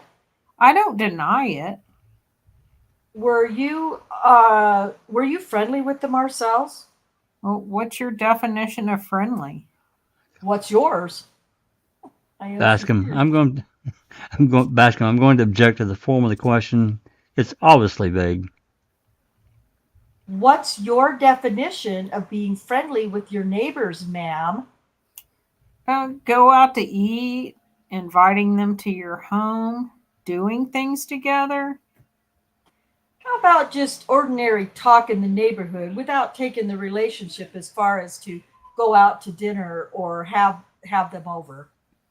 Covelli, objection to the form. Just ordinary neighborliness, friendliness. Bascom, object to the form. It's vague. Mayor, yeah, join. You can answer. Holland, is there a question there? Yeah. Yeah, there is. Holland, did I object to the asking, well, what is it? Holland, I object to the form of the question. It's whether or not her definition of friendliness and neighborliness includes contacts which are short of having people over for dinner or inviting them to your home. Well, the objection asked and answered, Mayor, and to form. You can answer, ma'am. If you call friendliness waving at somebody when you see them in their yard when you go by, that would be about it. Okay. Reporter, excuse me, we're close to the end of the first videotape. Briefly, at this point, we're going to have to go off the record, and that goes from about a minute. Reporter, okay, we're beginning the second video. Back on the record. Let me return, ma'am, if we could, to your statement here, the fourth full paragraph from the bottom of page 5604. I just want to make sure of this. You are saying that you told Ms. Strauss that, quote, anything Dvorak knew about the Avery family, Dvorak knew because of personal observations, end quote. Is that correct? Mayor asked and answered. Did you say that to Strauss? Possibly, yes.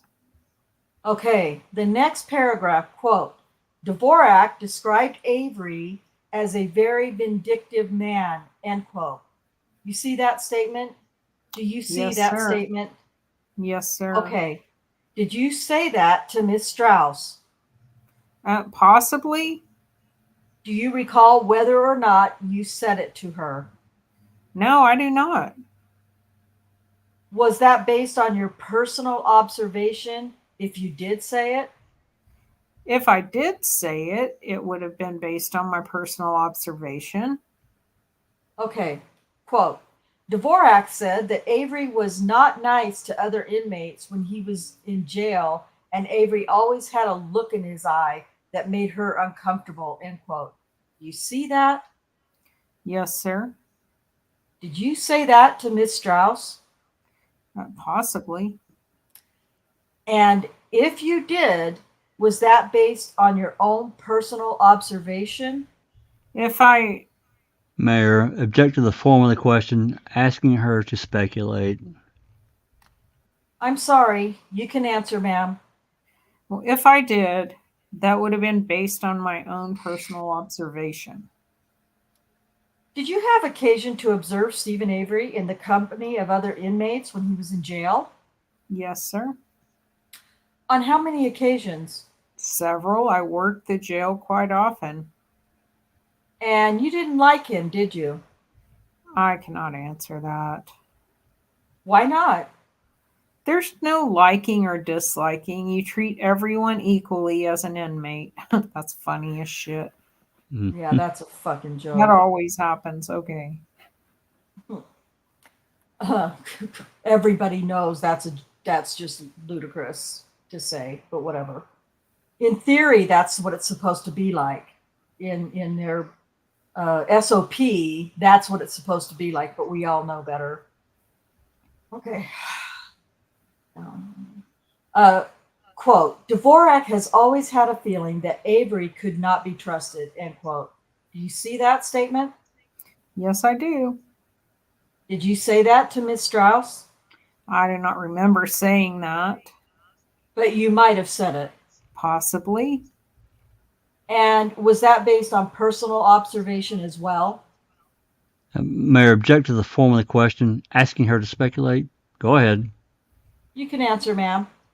Any statement I would have made would have been made on personal observation and contact. I'm going to show you an exhibit that's been marked as Exhibit 6 in this case, ma'am. And let me first ask you whether or not you have seen previously the report of the Department of Justice in this case. No, sir, I have not. All right. Holland, for the record, I just want to note the exhibit that you're showing is just the first 2 pages. It appears of that. That's correct. Holland, but it's a 2-part document. That's correct. Okay. Did you follow the publicity or see the publicity that came out in the community when the Department of Justice issued its report investigating this matter? No, I did not. Okay. Would you turn to the second page of this exhibit? And I'm going to direct your attention to a paragraph, the second under the photo array. There's a second full paragraph there. Do you see that? Yes, sir. Take a moment and read that to yourself if you would. Have you finished reading it? Yes, sir. Let's read it into the record. Quote, Sheriff Kucerik told investigators that he did not know Avery at the time, but that after PB gave a physical description of her assailant, someone said the description sounded like Avery. Deputy Sheriff Judy Dvorak had been called to the hospital to take a statement from PB, and the department's review indicates that it was Dvorak who made the comment that the description sounded like Avery. It was because of this statement that Kucerik asked the Avery's photograph be included in the photo array, end quote. Do you see that? Yes, sir. Do you disagree with that? I cannot agree or disagree. You just don't know whether you're the person who made the statement. I do not remember. Okay, you might have been. Bascom, object to the form. Cause for speculation. Is that right? Bascom, same objection. Mayor, yeah. God damn it. And you might not have been. Bascom, same objection. As far as you know. Bascom, same objection. Mayor Foreman Foundation. Is that correct? Oh my God. Bascom, same objection. This is ridiculous. It is ridiculous. You may answer. That is correct. Okay. Let's go off the record for just a moment. Off the record for less than a minute. Back on the record. Sorry, I'm going to take a drink of water real quick. Now, we'll take a short break here if you guys want. Again, she's trying to distance herself from this statement that she's given to Strauss and Lehman. That's what I'm getting completely. I might have said it. And the only thing she's basically confirmed is that she said that Avery tied his son with a metal chain out in the front yard. But she didn't call it in. She didn't do anything about it. I'm sorry, I don't get that. If he did that, he should have went to jail. Child services should have been called in. He should have been arrested. And she didn't do anything. She just now making this accusation. It's ridiculous. She's a sheriff's deputy. Come on, man. Yeah, it probably didn't happen. Well, She would have probably loved to arrest him for something like that. of course. I mean, Dvorak or Yonda and Strauss would have been the bestest of buddies because Strauss definitely didn't like him at all. Volunteered her services on November 4th, called into Queso and left that message. I've had dealings with him. I'm not a fan of Stephen Avery. What can I do to help? Just volunteer. Not assigned to the case or nothing. Yeah. Yep, she was all too willing to be a part of screwing him over again. Well, I say not assigned. I mean, not officially through the chain, like, Fassbender and Skorlinski and, the whole gambit. She just calls in and volunteers. I've never understood that point, but anyway. All right, whenever you're ready. On the line 23. Okay. This is, to Mr. Bascom, this is the Kucerik statement. Miss Yonda, I'm going to show you what's been marked as Exhibit 136. It's the statement made by Sheriff Kucerik to the investigators from the Department of Justice. Do you see that? Yes, sir. Have you seen this before? No, I have not. I'm going to ask you to turn to the second page. There's only one portion of this that I want to ask you about. If you would go down to the 1, 2, 3, 4, fifth full paragraph, quote, Kucerik stated that he could not remember, end quote. Do you see that? Yes, sir. Okay. I'm going to read it into the record, and then I'm going to ask you a question. So start working on all your lies now, baby. Quote, Kucerik stated that he could not remember if he was in the room when Couché, end quote, quote, with Couché when he drew the composite drawing. When the composite drawing was completed, Kucerik could remember Couché asking Berenson if the drawing looking like her assailant. Berenson responded that it did. It was at this point that Kucerik could remember someone saying that the drawing looked like Avery. Kucerik believed that this comment was made away from the victim, end quote. Do you see that? Do you recall whether you were the someone who said that the drawing looked like Avery? Mayor, Foreman Foundation Bascom asked and answered. You may answer. I do not remember. One way or the other. That's correct. Okay. On the afternoon of the 30th, when you went to Madison, with whom did you travel? Detective Kalancic? Well, now she remembers. Anybody Mhm. else? No, sir. Did the two of you talk about the events of the prior evening? Possibly. Do you remember whether or not you did? No, sir. Do you have any recollection in your travel to and from Madison of talking with Kalancic about Mrs. Bearson's identification of the person who attacked her? I do not remember. Do you remember making any comments to Mr. Kalancic about what you thought of Mr. Avery? No, I do not remember. Do you remember talking with Kalancic about whether or not you were at the Avery home on the evening of the 29th and 30th? I do not remember. Let me show you what's been marked as Exhibit 127. I believe you told us that you did review that with Miss Doyle yesterday. Yes, sir. All right. Now, do you have any independent recollection of having gone to Miss Marcel's home that evening? Until the time I saw this, I did not have any recollection of it. Do you have any recollection of it now that you've seen this? Yes. And is it your recollection that you did go to the Marcel's home? Yes, sir. And in the upper right-hand corner on Exhibit 127, it indicates that this document is dated on the 30th at about 12:15 in the evening. Do you see that? Mm-hmm. Yes, sir. Is Exhibit 127 in your handwriting? Yes, sir. Is this an incident reporting form? Yes, sir. Is this the kind of form that you use with Miss Berenson? Yes, sir. Did you fill this out on the evening of the 30th? I do not remember. In the lower right-hand corner, there's a time noted. Do you see that? Yes, sir. That's 0700. Do you see that?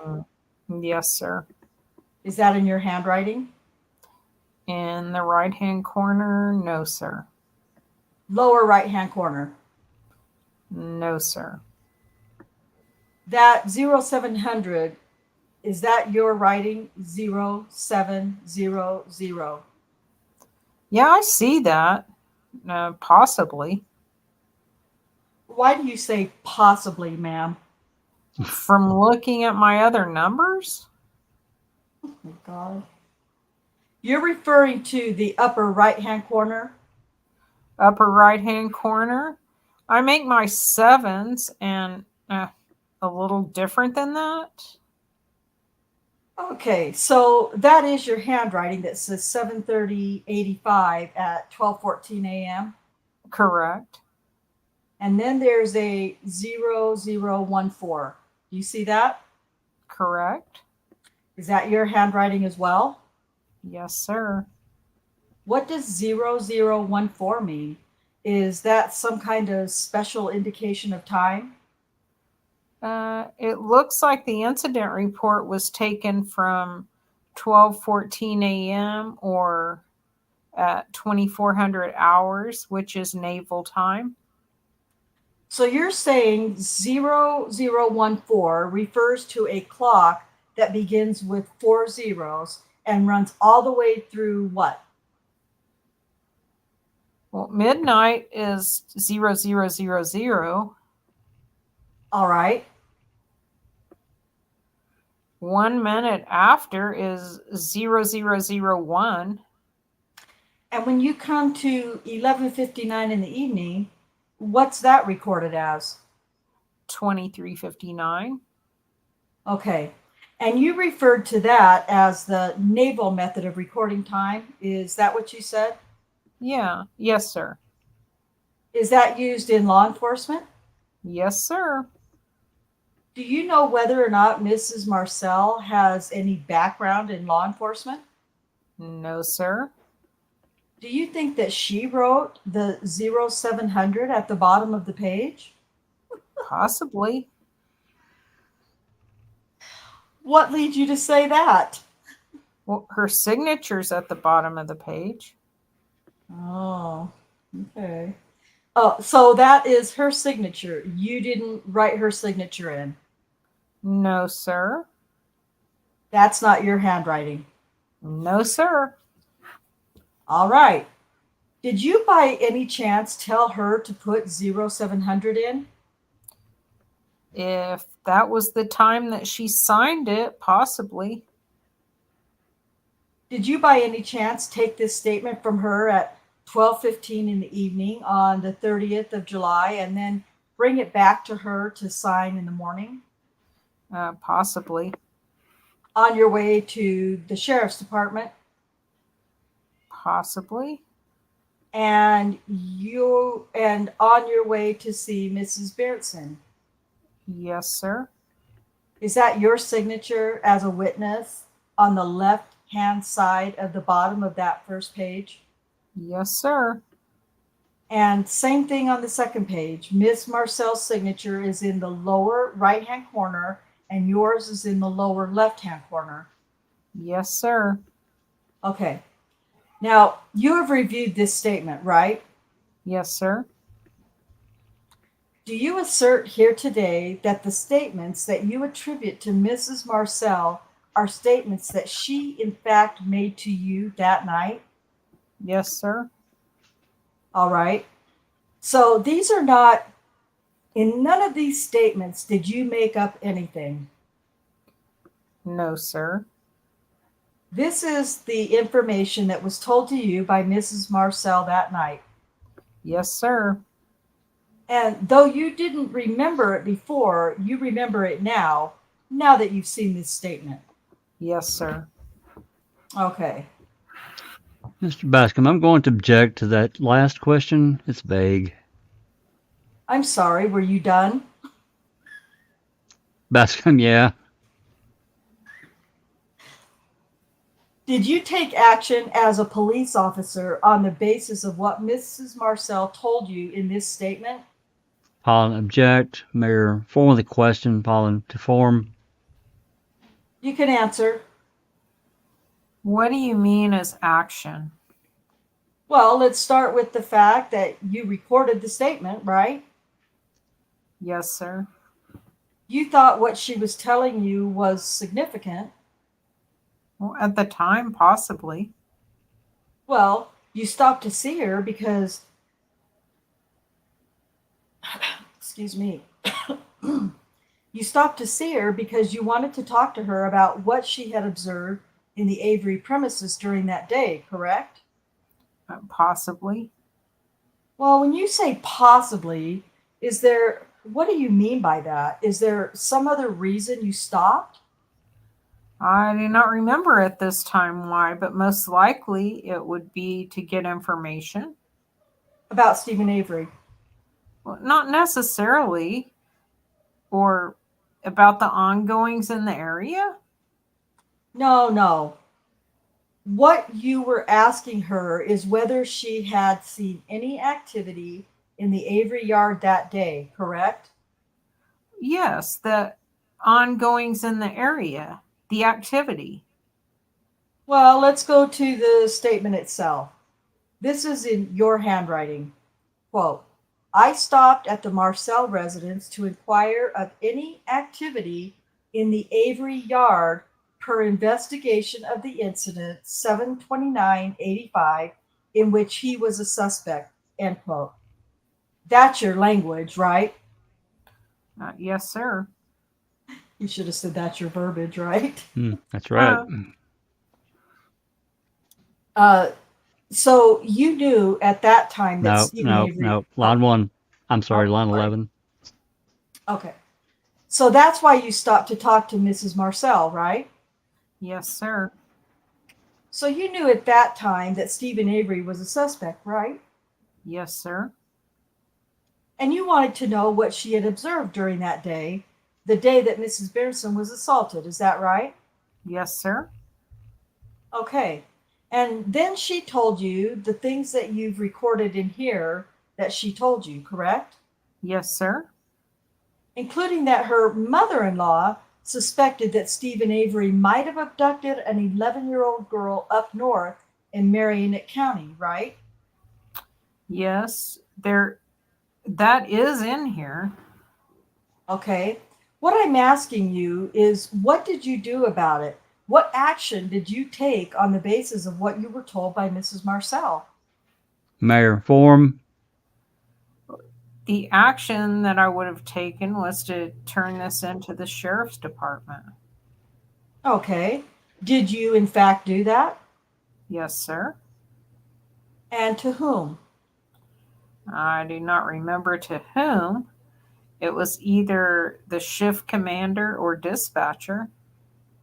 And you do not know whether or not it prompted an investigation?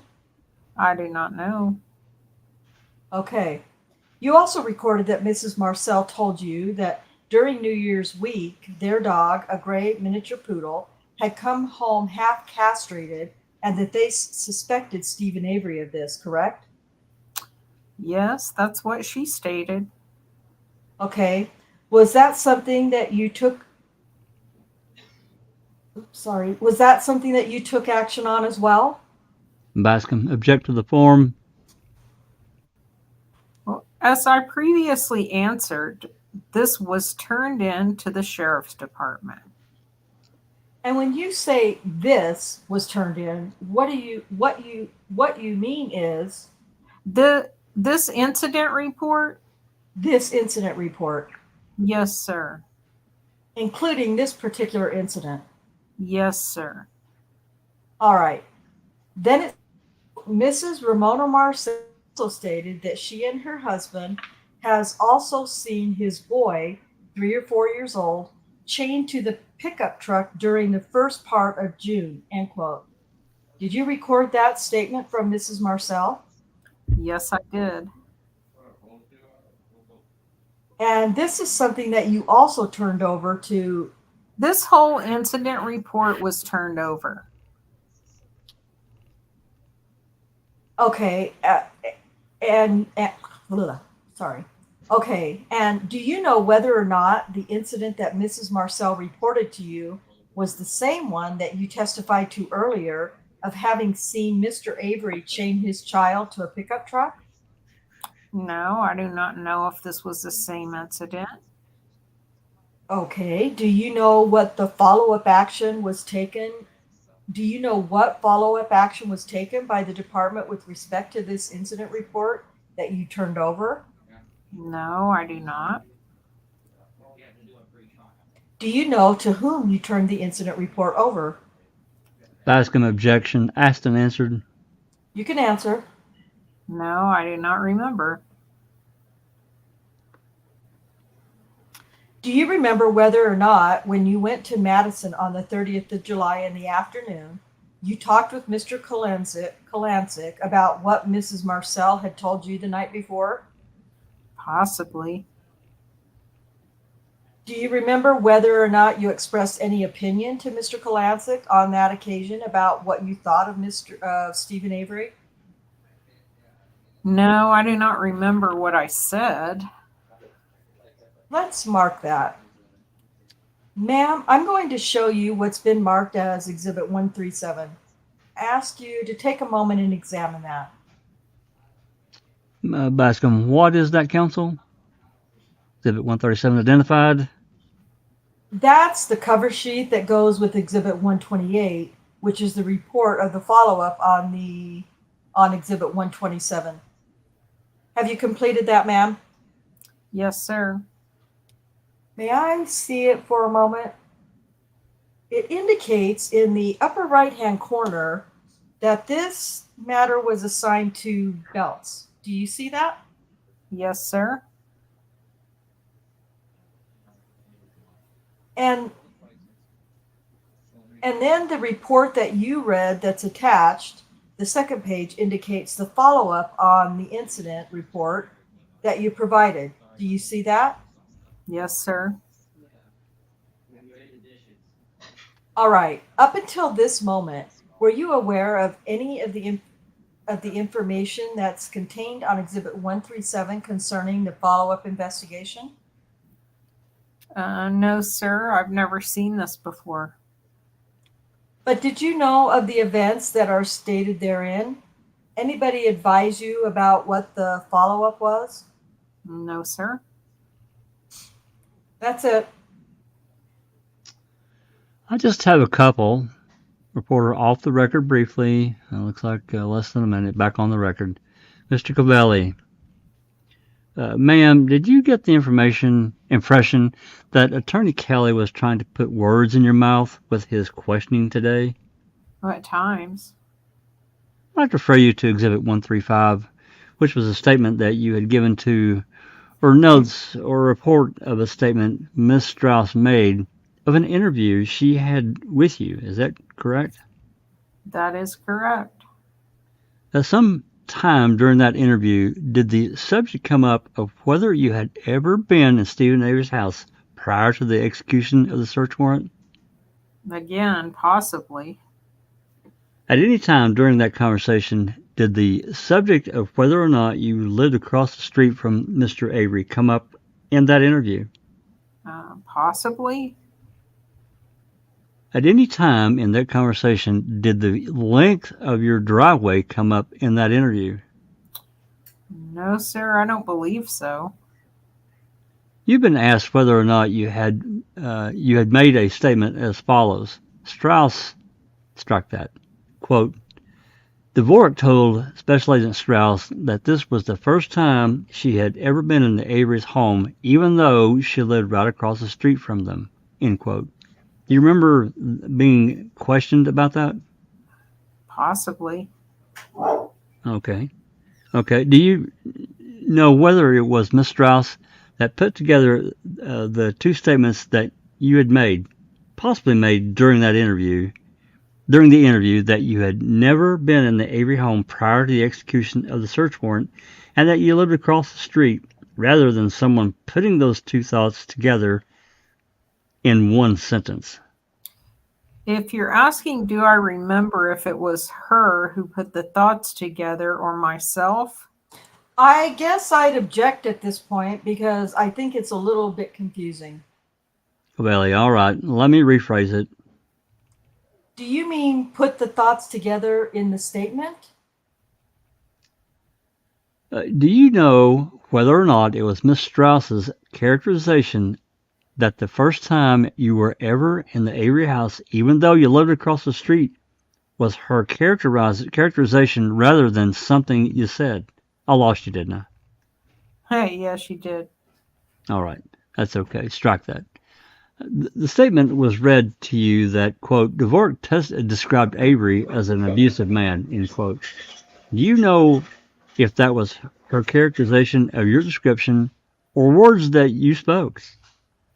I do not remember. Like I say, the verbiage was not mine. And by the quote unquote, the verbiage, you mean the type of language used? Yes, sir. You just don't speak that way. That is correct. Covelli, that's all I have. Bascom, I have a very short follow-up. This is Mr. Bascom. Do you have Exhibit 135 in front of you? Yes, sir. I think you told us earlier that you saw that when you met with Amy Dole yesterday. When you met with Amy Dole yesterday. Yes, sir. Is that the first time you saw that statement? Yes, sir. In 2003 or 2004, did anyone from the Department of Justice come to you or send you that statement, ask you to read it, and ask you whether or not it was accurately reflected reflected your interview with Ms. Strauss? No, sir. Did anybody ever ask you to review that statement and then sign it because you thought it was accurate and complete? No, sir. That's what you do in your interviewing of people. At the time of the interview or shortly thereafter, a report is written up and you ask the person you've interviewed to read the report and then sign it as being accurate and correct. Yes, sir. That is correct. Okay, that's all I have. Reporters go off the record. And now they go off the record. Let's submit it back on the record.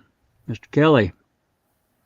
Miss Yonda, during the period of time that you worked for the Sheriff's Department, can you estimate how many witness statements you took? Oh, possibly 20 to 30. Is it your testimony that in every situation where you interview a witness, you put your notes down in a statement and then give that to the witness to review and sign? I'd like to have you rephrase that, please. Sure. In every instance where you interview witnesses, do you put what they've said into a statement and then give them the statement before and ask them to review it and sign it? You said in every instance. I would have to say no. Are there instances where you simply record what time the witness says and do not give the witness the statement that you record and ask the witness to sign it? In different instances, yes. Okay, that's all.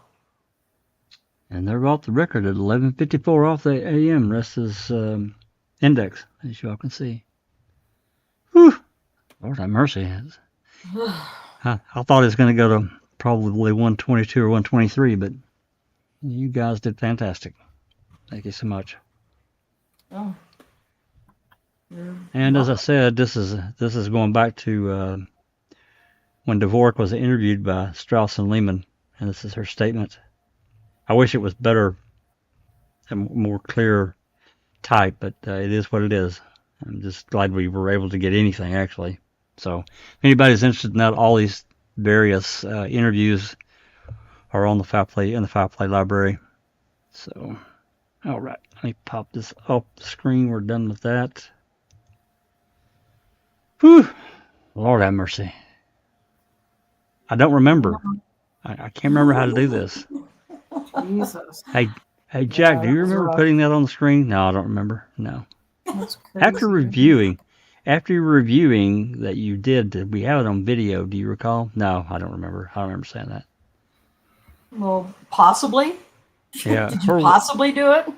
her wiggling to get out of making these statements is just insane to me. Yeah, it's a lot. She was just outrageous and incredibly annoying and obnoxious. Very obnoxious. Okay, well I'm not Scooby, gonna. I just happened to catch this. Scooby asked, "Is Covelli an attorney?" Yes, I don't remember who he represents or she represents, but I It's a believe he. Covelli's Yeah, an attorney. He. yeah.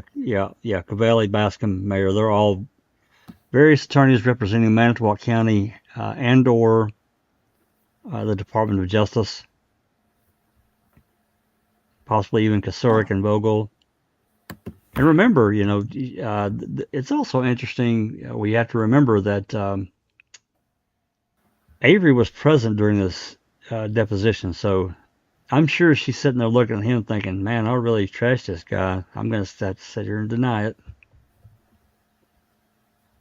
Yeah. Yeah. Well, yeah. Even with the blaring truth, even when the truth is like, slapping her in the face, upside the head. Well, possibly. I don't remember. I'm not Yeah. denying I said it. Whatever. She's just crazy. Yeah. Um, I'm going to Yeah, read off on the. Covelli's on behalf of Vogel in Manitowoc County. There you go. she's saying she might know his ex-wife. He's probably an ex-wife for a reason. Jesus. That's judgmental, but Oh, the no interview, shit.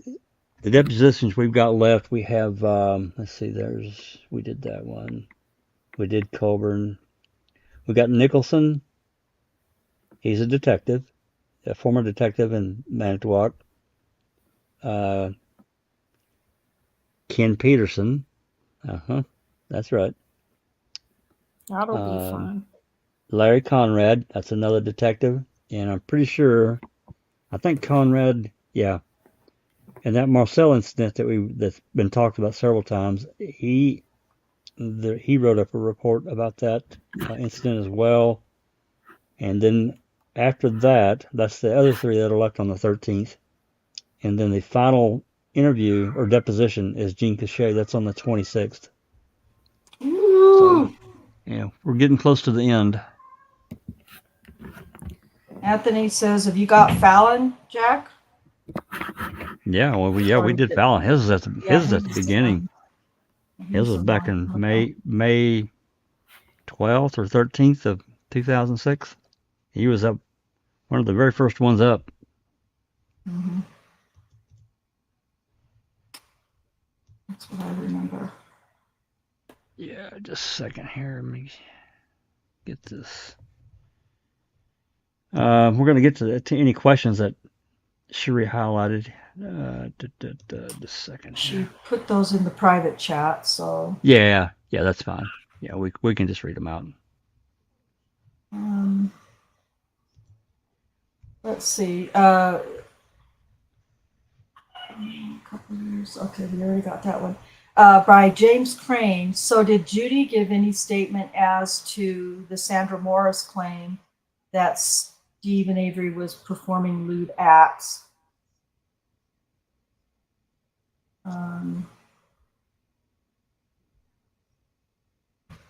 Well, chaining the kids up to in the yard. I think Morris may have made that statement. I can't remember for sure. I don't want to misstate here. Yeah. Let's see. Other than that, I don't think so. Okay, Catnet asked, is it unreasonable to expect a deputy to recall or remember more than what she gave in this deposition? I don't think it's unreasonable. I mean, it was 20 years prior. I mean, some of these questions were, from a long time ago, but clearly there was, she had issues, and she was far more open with Strauss and Lehman when they did her interview in 2003, and I she was either playing it up, not even thinking about future events, potential lawsuit and all that, and was more open and honest, or was more open and honest about what she thought and what she was claiming, and now she's in the middle of this lawsuit and she's thinking, oh shit. I mean, that's what it is to me, because I understand some of the stuff she's probably not going to recall, some of the more minute details. I get that from 20 years ago. Shit, I mean, some things I can recall from 20 years ago, minute details, but there's other things you could ask me, and I'm just going to tell you, I don't remember, and I don't. Those memories are gone. Right, and and that's reasonable. It really is, but not all of it. Not all of it, and when he's showing her statements where she allegedly, literally said the things, that's kind of hard for her to. I mean, you would think that would at least refresh her memory, and she would say, "Oh, you know what? I do remember." Possibly. possibly, but she doesn't even do that most of the time, just, Well, I don't remember. And one of the problems I run into with this is because Strauss didn't like Avery, and I always wonder how much she colored these, kind of colored outside the lines with some of the statements that were given to her about Avery. I can't say that that's what she did. That she, it wasn't just a straight report. Things that were actually said to her. It's really shocking that they didn't record any of these, as far as we know. I don't know why they wouldn't have done it. It would have been very simple to do. It would have been very inexpensive to have had a recorded record to, make an accurate report. Even if they don't keep those type of records, because Strauss said that all their notes were destroyed, which is, to me, is just crazy. These are special agents. Why would you destroy your notes and your reports or something to create a report? You destroy it? What are you doing? I don't get that. But yeah, I just wonder if Strauss kind of piled onto some of these things. I can't say that she did that, but she didn't like Avery, so who knows? right. For sure. Anyway, I'm sorry to ramble on like that. Please go ahead. I'm trying to find so that I can just share them on the screen. Catnet asked at some point where Stephen Avery was sitting during the deposition. Well, it was a conference room, and I don't know which law office. I don't know where it was at exactly, but it was. I feel pretty certain it was in some conference room that they had set aside, or in a law office. I don't know. So I'm sure he was somewhere, probably along the wall, or somewhere in the room where the gallery, as it were, are allowed to sit. Right. Yeah. Well, We don't have a photograph of it, so. Yeah. I remember when I had to take a deposition or give a deposition, however it's said, many, many, many years ago. And I would say it was probably around 2002, maybe, or one. And I remember I was actually sitting at the table, and there were other people that were who had an interest in the case. Yep. And they were just kind of sitting away from the table at different parts of the room, depending on which side they were most closely aligned with, if that makes sense. Right. Yep. But that doesn't mean that it's necessarily was the case in this deposition, of course. But yeah. Anyway, whatever. It really doesn't matter. I just know that they do have. Stephen wasn't testifying or giving a deposition at that time, so he was probably just sitting back somewhere else, I would imagine. I don't know. Yeah, well, remember the other night we read that one with the daughter that showed up. She wasn't sitting at the table with her mother or whatever. She was just sitting somewhere. That was Sandra Morris. Yeah, Sandra Morris. That's right. Yeah. So I think they kind of have to have it sort of set up in a fashion that like a courtroom per se, a little bit, to divide the different sections up. Defense counsel at one table, or at one area. In my situation, we were all just sitting around a big conference table in a conference room, and they didn't really have it sectioned off or portioned off, just kind of one side. This section is for these defendants or plaintiffs. This section here are the attorneys for this, and Right. I was the main person who was giving the deposition or answering the questions, I guess you could say. And so it was all the different attorneys from the other entities who had joined the case, or it was a wrongful conviction case. not a wrongful conviction case, a wrongful death suit that I had filed on behalf of my kids. And so there were many different insurance companies is what it really amounted to. And Right. there were several different insurance companies for the several different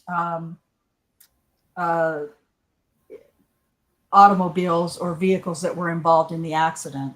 And so there were several, like 4 or 5 different insurance companies that I was having to answer questions to. Right. If Yeah, that and I've seen, we were just all around one big fat table is what it came I've down seen, to. Sorry. yeah, no, you're fine. I've seen, videos of depositions were given, and it was around the conference table, and then beyond that, along the wall, they had chairs set up for people to sit in, kind of like the gallery. And on one side, depending on whose side you were on, is the side you sat on. And then they had a chair. They had a chair, a little area set up with a microphone, whatever, for the person testifying to give in their deposition. Was kind of separated from the rest of the, or at the head of the table. I've seen that too. Mm-hmm. I remember years ago, I mean, it wasn't like a good friend, but I knew the kid. Lived in our neighborhood, and this was kind of it was really one of the freakiest things I ever saw. It was raining that day, and the neighborhood we lived in, and there were two main ways in and out. I mean, it was a long, this road, and it was actually named Main Road. That was the name of it, seriously. It ran from the highway at the beginning where you would enter the section. It ran from there all the way through several neighborhoods, actually, and it twisted around, snaked around, and you could come out at least 3-4 miles to another part of the highway on down, if that makes any sense. Again, it passed through many neighborhoods. Anyway, lightly raining that day. Roads were slick. Anyway, I don't remember if I was leaving to go to my girlfriend's house, wherever the hell I was going.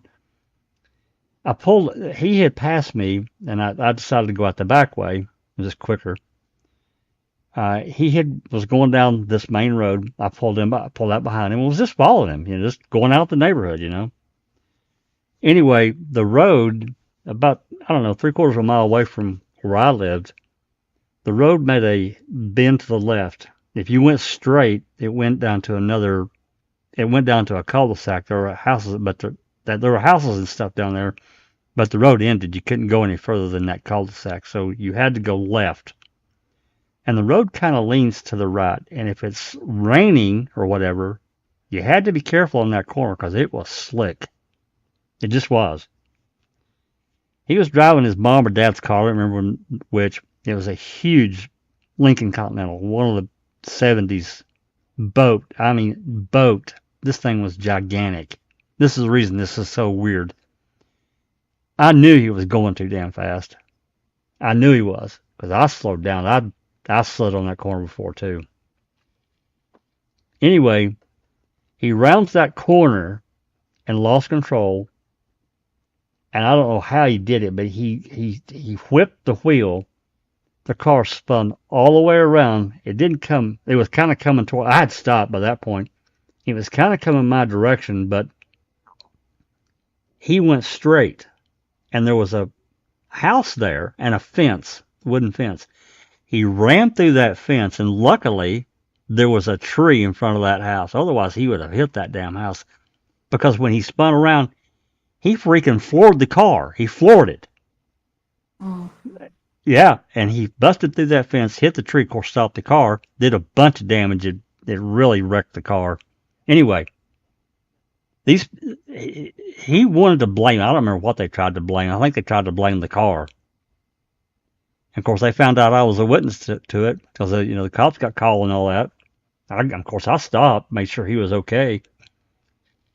Anyway, now you got to remember, I was 17, 18 years old. I was young. Anyway, How can you recall? Yeah, I don't recall. Anyway, I remember his lawyers called me, his dad called me. It was crazy. They wanted me to say this, it was that, it was that. I said, look, I'm going to tell you what I saw. Stop trying to tell me what to say. I'm just going to tell them what I saw. I didn't have to give a deposition, but I did have to go to court. There was a civil trial. He was mad. They were mad as hell at me because they were trying to get me to lie. And I'm not going to lie. I'm telling them I'm going to say exactly what I saw, nothing more, nothing less. You had an accident. Come on. What the car's fault? Going too fast. They broached that subject, and I said, for me personally, and I told them exactly what I just told you guys. You get into a trial like that.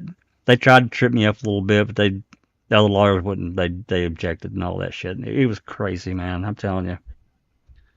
Anyway, sorry to get off track. Continue with the questions.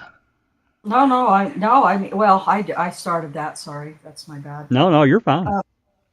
I've just been kind of going back through the chat and finding the questions that have been asked. So I'm going to kind of go there. Some of them are statements that kind of ask a question. So I don't remember if we asked this one or not. Where was it said exactly? Where was Judy at, or who heard her say it looked like Stephen Avery? Yeah, we talked about that. And that's kind of been attributed to her for various reasons. And she's denying it in her deposition, but you have to read a lot of the statements to kind of gather where that came from. But again, because, and I talked about this, the description or the physical characterizations of Stephen Avery versus Gregory Allen. Gregory Allen was a much bigger man than Stephen Avery, and his eye color was different. His hair was different too. Yeah, very much. Yep. Okay, this is a Danny Brewer fan. Good hell. He says, I like how they slipped Trace into the question about the sketch. I don't know if this is what you're referring to, but that was me being a smartass. Yeah, that was wrong. In there. That was my own ad-libbing, if that's what you're referring to. Yeah, the Trace wasn't in the deposition. Trace is not in the deposition. No. We feel certain that it was Trace because it looks exactly like Avery but the hair's different. Yeah. Stephen Avery's hair was not like that. Stephen Avery's hair was not like that tracing on July 29th, 1985. Right. It was not. Nope. So yeah, I apologize for inserting my own personal opinion in that. It was not in the deposition, just so we're clear. And Janny Brewer fan again says, easily the biggest case in their careers, and no one remembers anything. Yeah, it's really weird.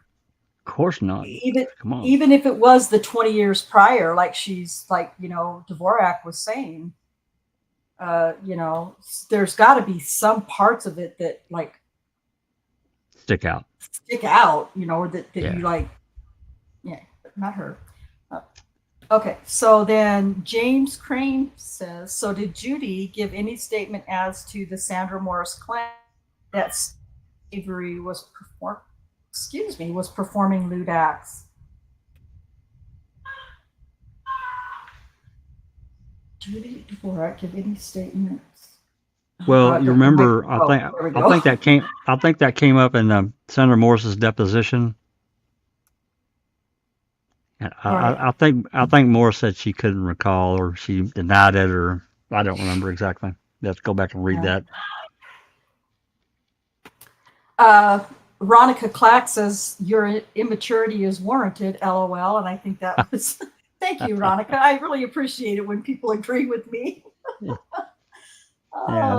let it loose sometimes. It's just an opinion, You can't help it sometimes. I know. Sometimes it's the things that are being testified to or sworn, said under oath or whatever are just so outrageous that you're just like, when my inhibitions are kind of down a little bit, it's real easy for me to just be, snarky and bitchy about stuff.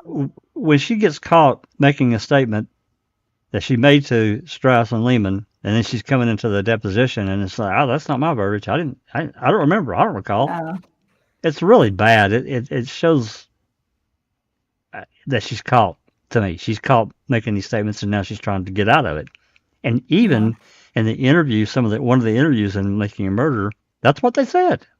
Glenn and Kelly talked about this, and I don't know if it was necessarily this specific deposition they were referring to, but it happened in other depositions as well. It wasn't just this one. Right. That's right. Ronica also says Dvorak had a grudge out on Avery for sure, and yeah, I mean, I think that was obvious, or at least it felt that way to me. That was my perception of Dvorak for sure. Well, yeah. Why would she say that she saw her, Avery chain his kid up and not make a report about it? What's she doing? Yeah. That's a reportable offense. My God, if I saw somebody do that, I'd stop and call the cops on the spot. And because she thought she believed that he was such a horrible man, if she had seen something like that, she would have called it in. There's no way she would have passed up an opportunity to get Stephen arrested for something. That's right. Same with the dog, the half-castrated dog, Yep, that's right. So, it's another one I kind of call some bullshit on. Well, it's pile-on. It's just a pile-on comment. Yeah. Go ahead, continue. Oh, sorry. And Catnip says, what specifically is not her verbiage? And I agree, what specifically about those different statements, are things that she wouldn't have said. There's never really any, explanation of why isn't it your verbiage. So I don't know. Anyway. And then there's lots of comments that I've missed because I've been, Scooby, I'm really struggling. Scooby says, but she would have access to the reports from these events, etc., right? So she could have reviewed them. Well, I think Kelly proved that she had reviewed them, if I'm not mistaken. Well, I think he was alluding to that fact. I think he was alluding to that fact because of the statements that she gave to Strauss and Lehman. I think that's why he brought it up. So we can't say for positive she had access to it, but that's kind of the way it seemed. Or at minimum, it was talked about. Yeah.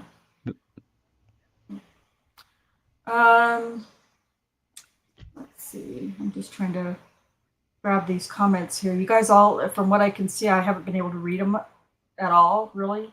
But it looks like there's been lots of great comments between everybody in the chat and then based on the reading as well. So, but I think that's all the real questions that I could see, unless Cherie has any more that she wanted to bring up.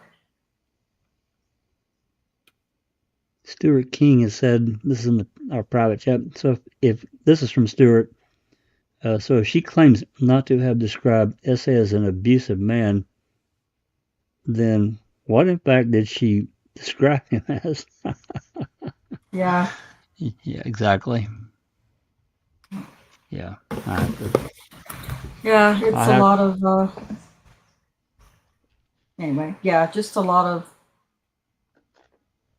yeah, great comments. I mean, even rhetorical questions really they're all just valid in my opinion. So I agree. All right. I don't remember which one's coming up next. I kind of read off the list of who we've got left. Some of the detectives, and then the last one, of course, being Cachet. So we're heading towards completion of this project, and it'll be done. Doubtful that we'll ever. I mean, there may be pieces that we may go through in the future, but unless it's something specific, probably not. We're probably done with the depositions. Of course, they're available. I think they're pretty widely available at this point. They were posted many years ago on Reddit and the Guilty Forum or the Guilty Sub. We didn't do it, but a Guilter did, and so they're available. There are several that were published during the Colburn lawsuit, 6 or 8, I don't remember exactly. 6 or 8 of these were publicly shared. So, but there are several more. Anyway, I'm not going to say that we're going to do another deposition next time. I may go ahead and get the queso dispatch calls started. That's going to be a pretty lengthy process and project to get done. Some of the days are a couple hours long, and that's just for one channel. So there are at least 2 channels per day that we're going to cover. Mainly channel 6 and channel 7. That's the main 2 lines. There may be some from other channels that we may take a look at as well, if I think it's something interesting or whatever that people probably haven't listened to. Most people just thinking, and certainly not any of the fire or ambulance, but there are, as I've told you guys before, there's one channel that's dedicated to inside the jail, and there's at least 1, maybe 2 occasions that they have some really interesting conversations between some of these people that are at the jail talking to each other. It gets, well, I won't say it's necessarily relevant, but it's certainly interesting, the conversations that they have. So anyway, may start that next time for open mic. One thing I know for sure is that I couldn't possibly endure listening to Judy Dvorak's answers any longer. Well, yeah, because we can't recall them. Right. Or remember, or yeah. She was awful. How many different ways can you say I do not remember? Yeah. Yeah. That's right. You did good though, Kay, with different ways of different inflections and voice inflections and things like that. You did good. So not everyone can pull that off. Oh, No. Sheila Hawkins says, I don't know. Good one. Good one, Myra. What answers? Yeah. There What were no answers? Again, she tried her best to run away from her statement to Strauss and Lehman, and they certainly didn't want this in any kind of public trial. There's no way they wanted these people in public testifying. Yeah, can you imagine some of this testimony at trial? Good hell. Glenn and Kelly would have killed them. No.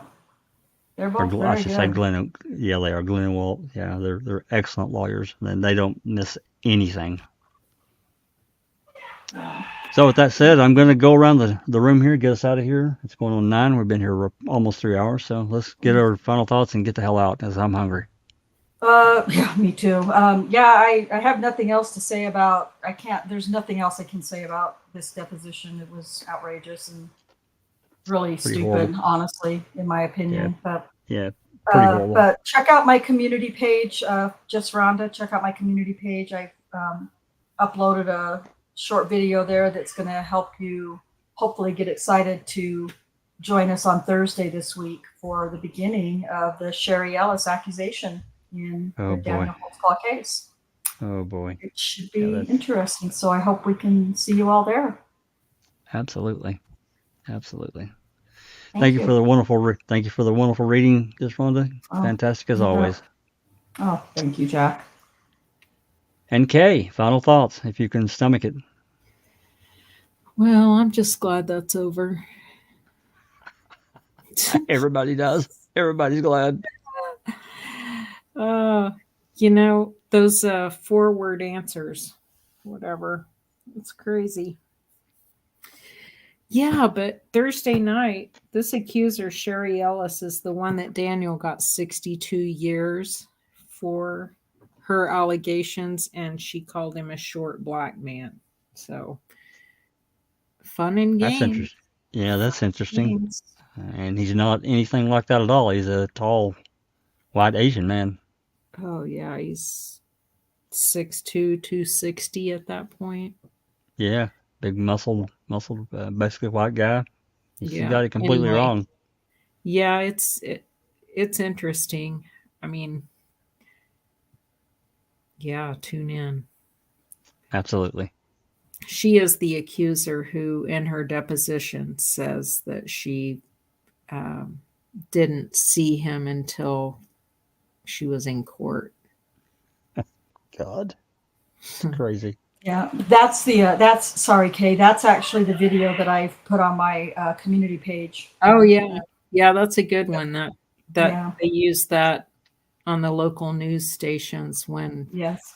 that came out. So yeah. Yeah. So check it out. If you haven't seen it before, go check it out. Like I said, on my community tab, and check it out, because if you've never been interested before, or you've heard of this person before, but you're not, check that out, because it will give you a lot of insight to this entire case, but particularly this accuser, who he got 62 years in prison for.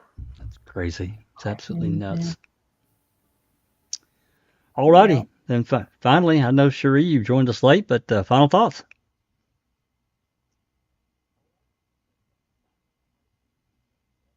Cherie may have stepped away. That's okay. Well, I'm going to thank everyone for dropping in, listening to one of these depositions, especially Dvorak, which was, again, very difficult to stomach, in my opinion. To everybody else's as well. Yeah, like I said, next time I think I'm going to jump into the case of dispatch calls and get that rolling. That way we've got a kind of a rolling start before we finish out the rest of the depositions. Give us a break from them, because this was pretty terrible. I can't remember. I know Couchet's is really interesting. Peterson's is too. I can't remember about the detectives, these other detectives, Nicholson and the other guy, what they're about. And I don't think they're extremely long either. But anyway, we'll get to them when we get to them. So anyway, appreciate everybody joining us. If you like what we're doing, give us a like, a share, and subscribe. And with that said, I'm going to say this has been a Foul Play production.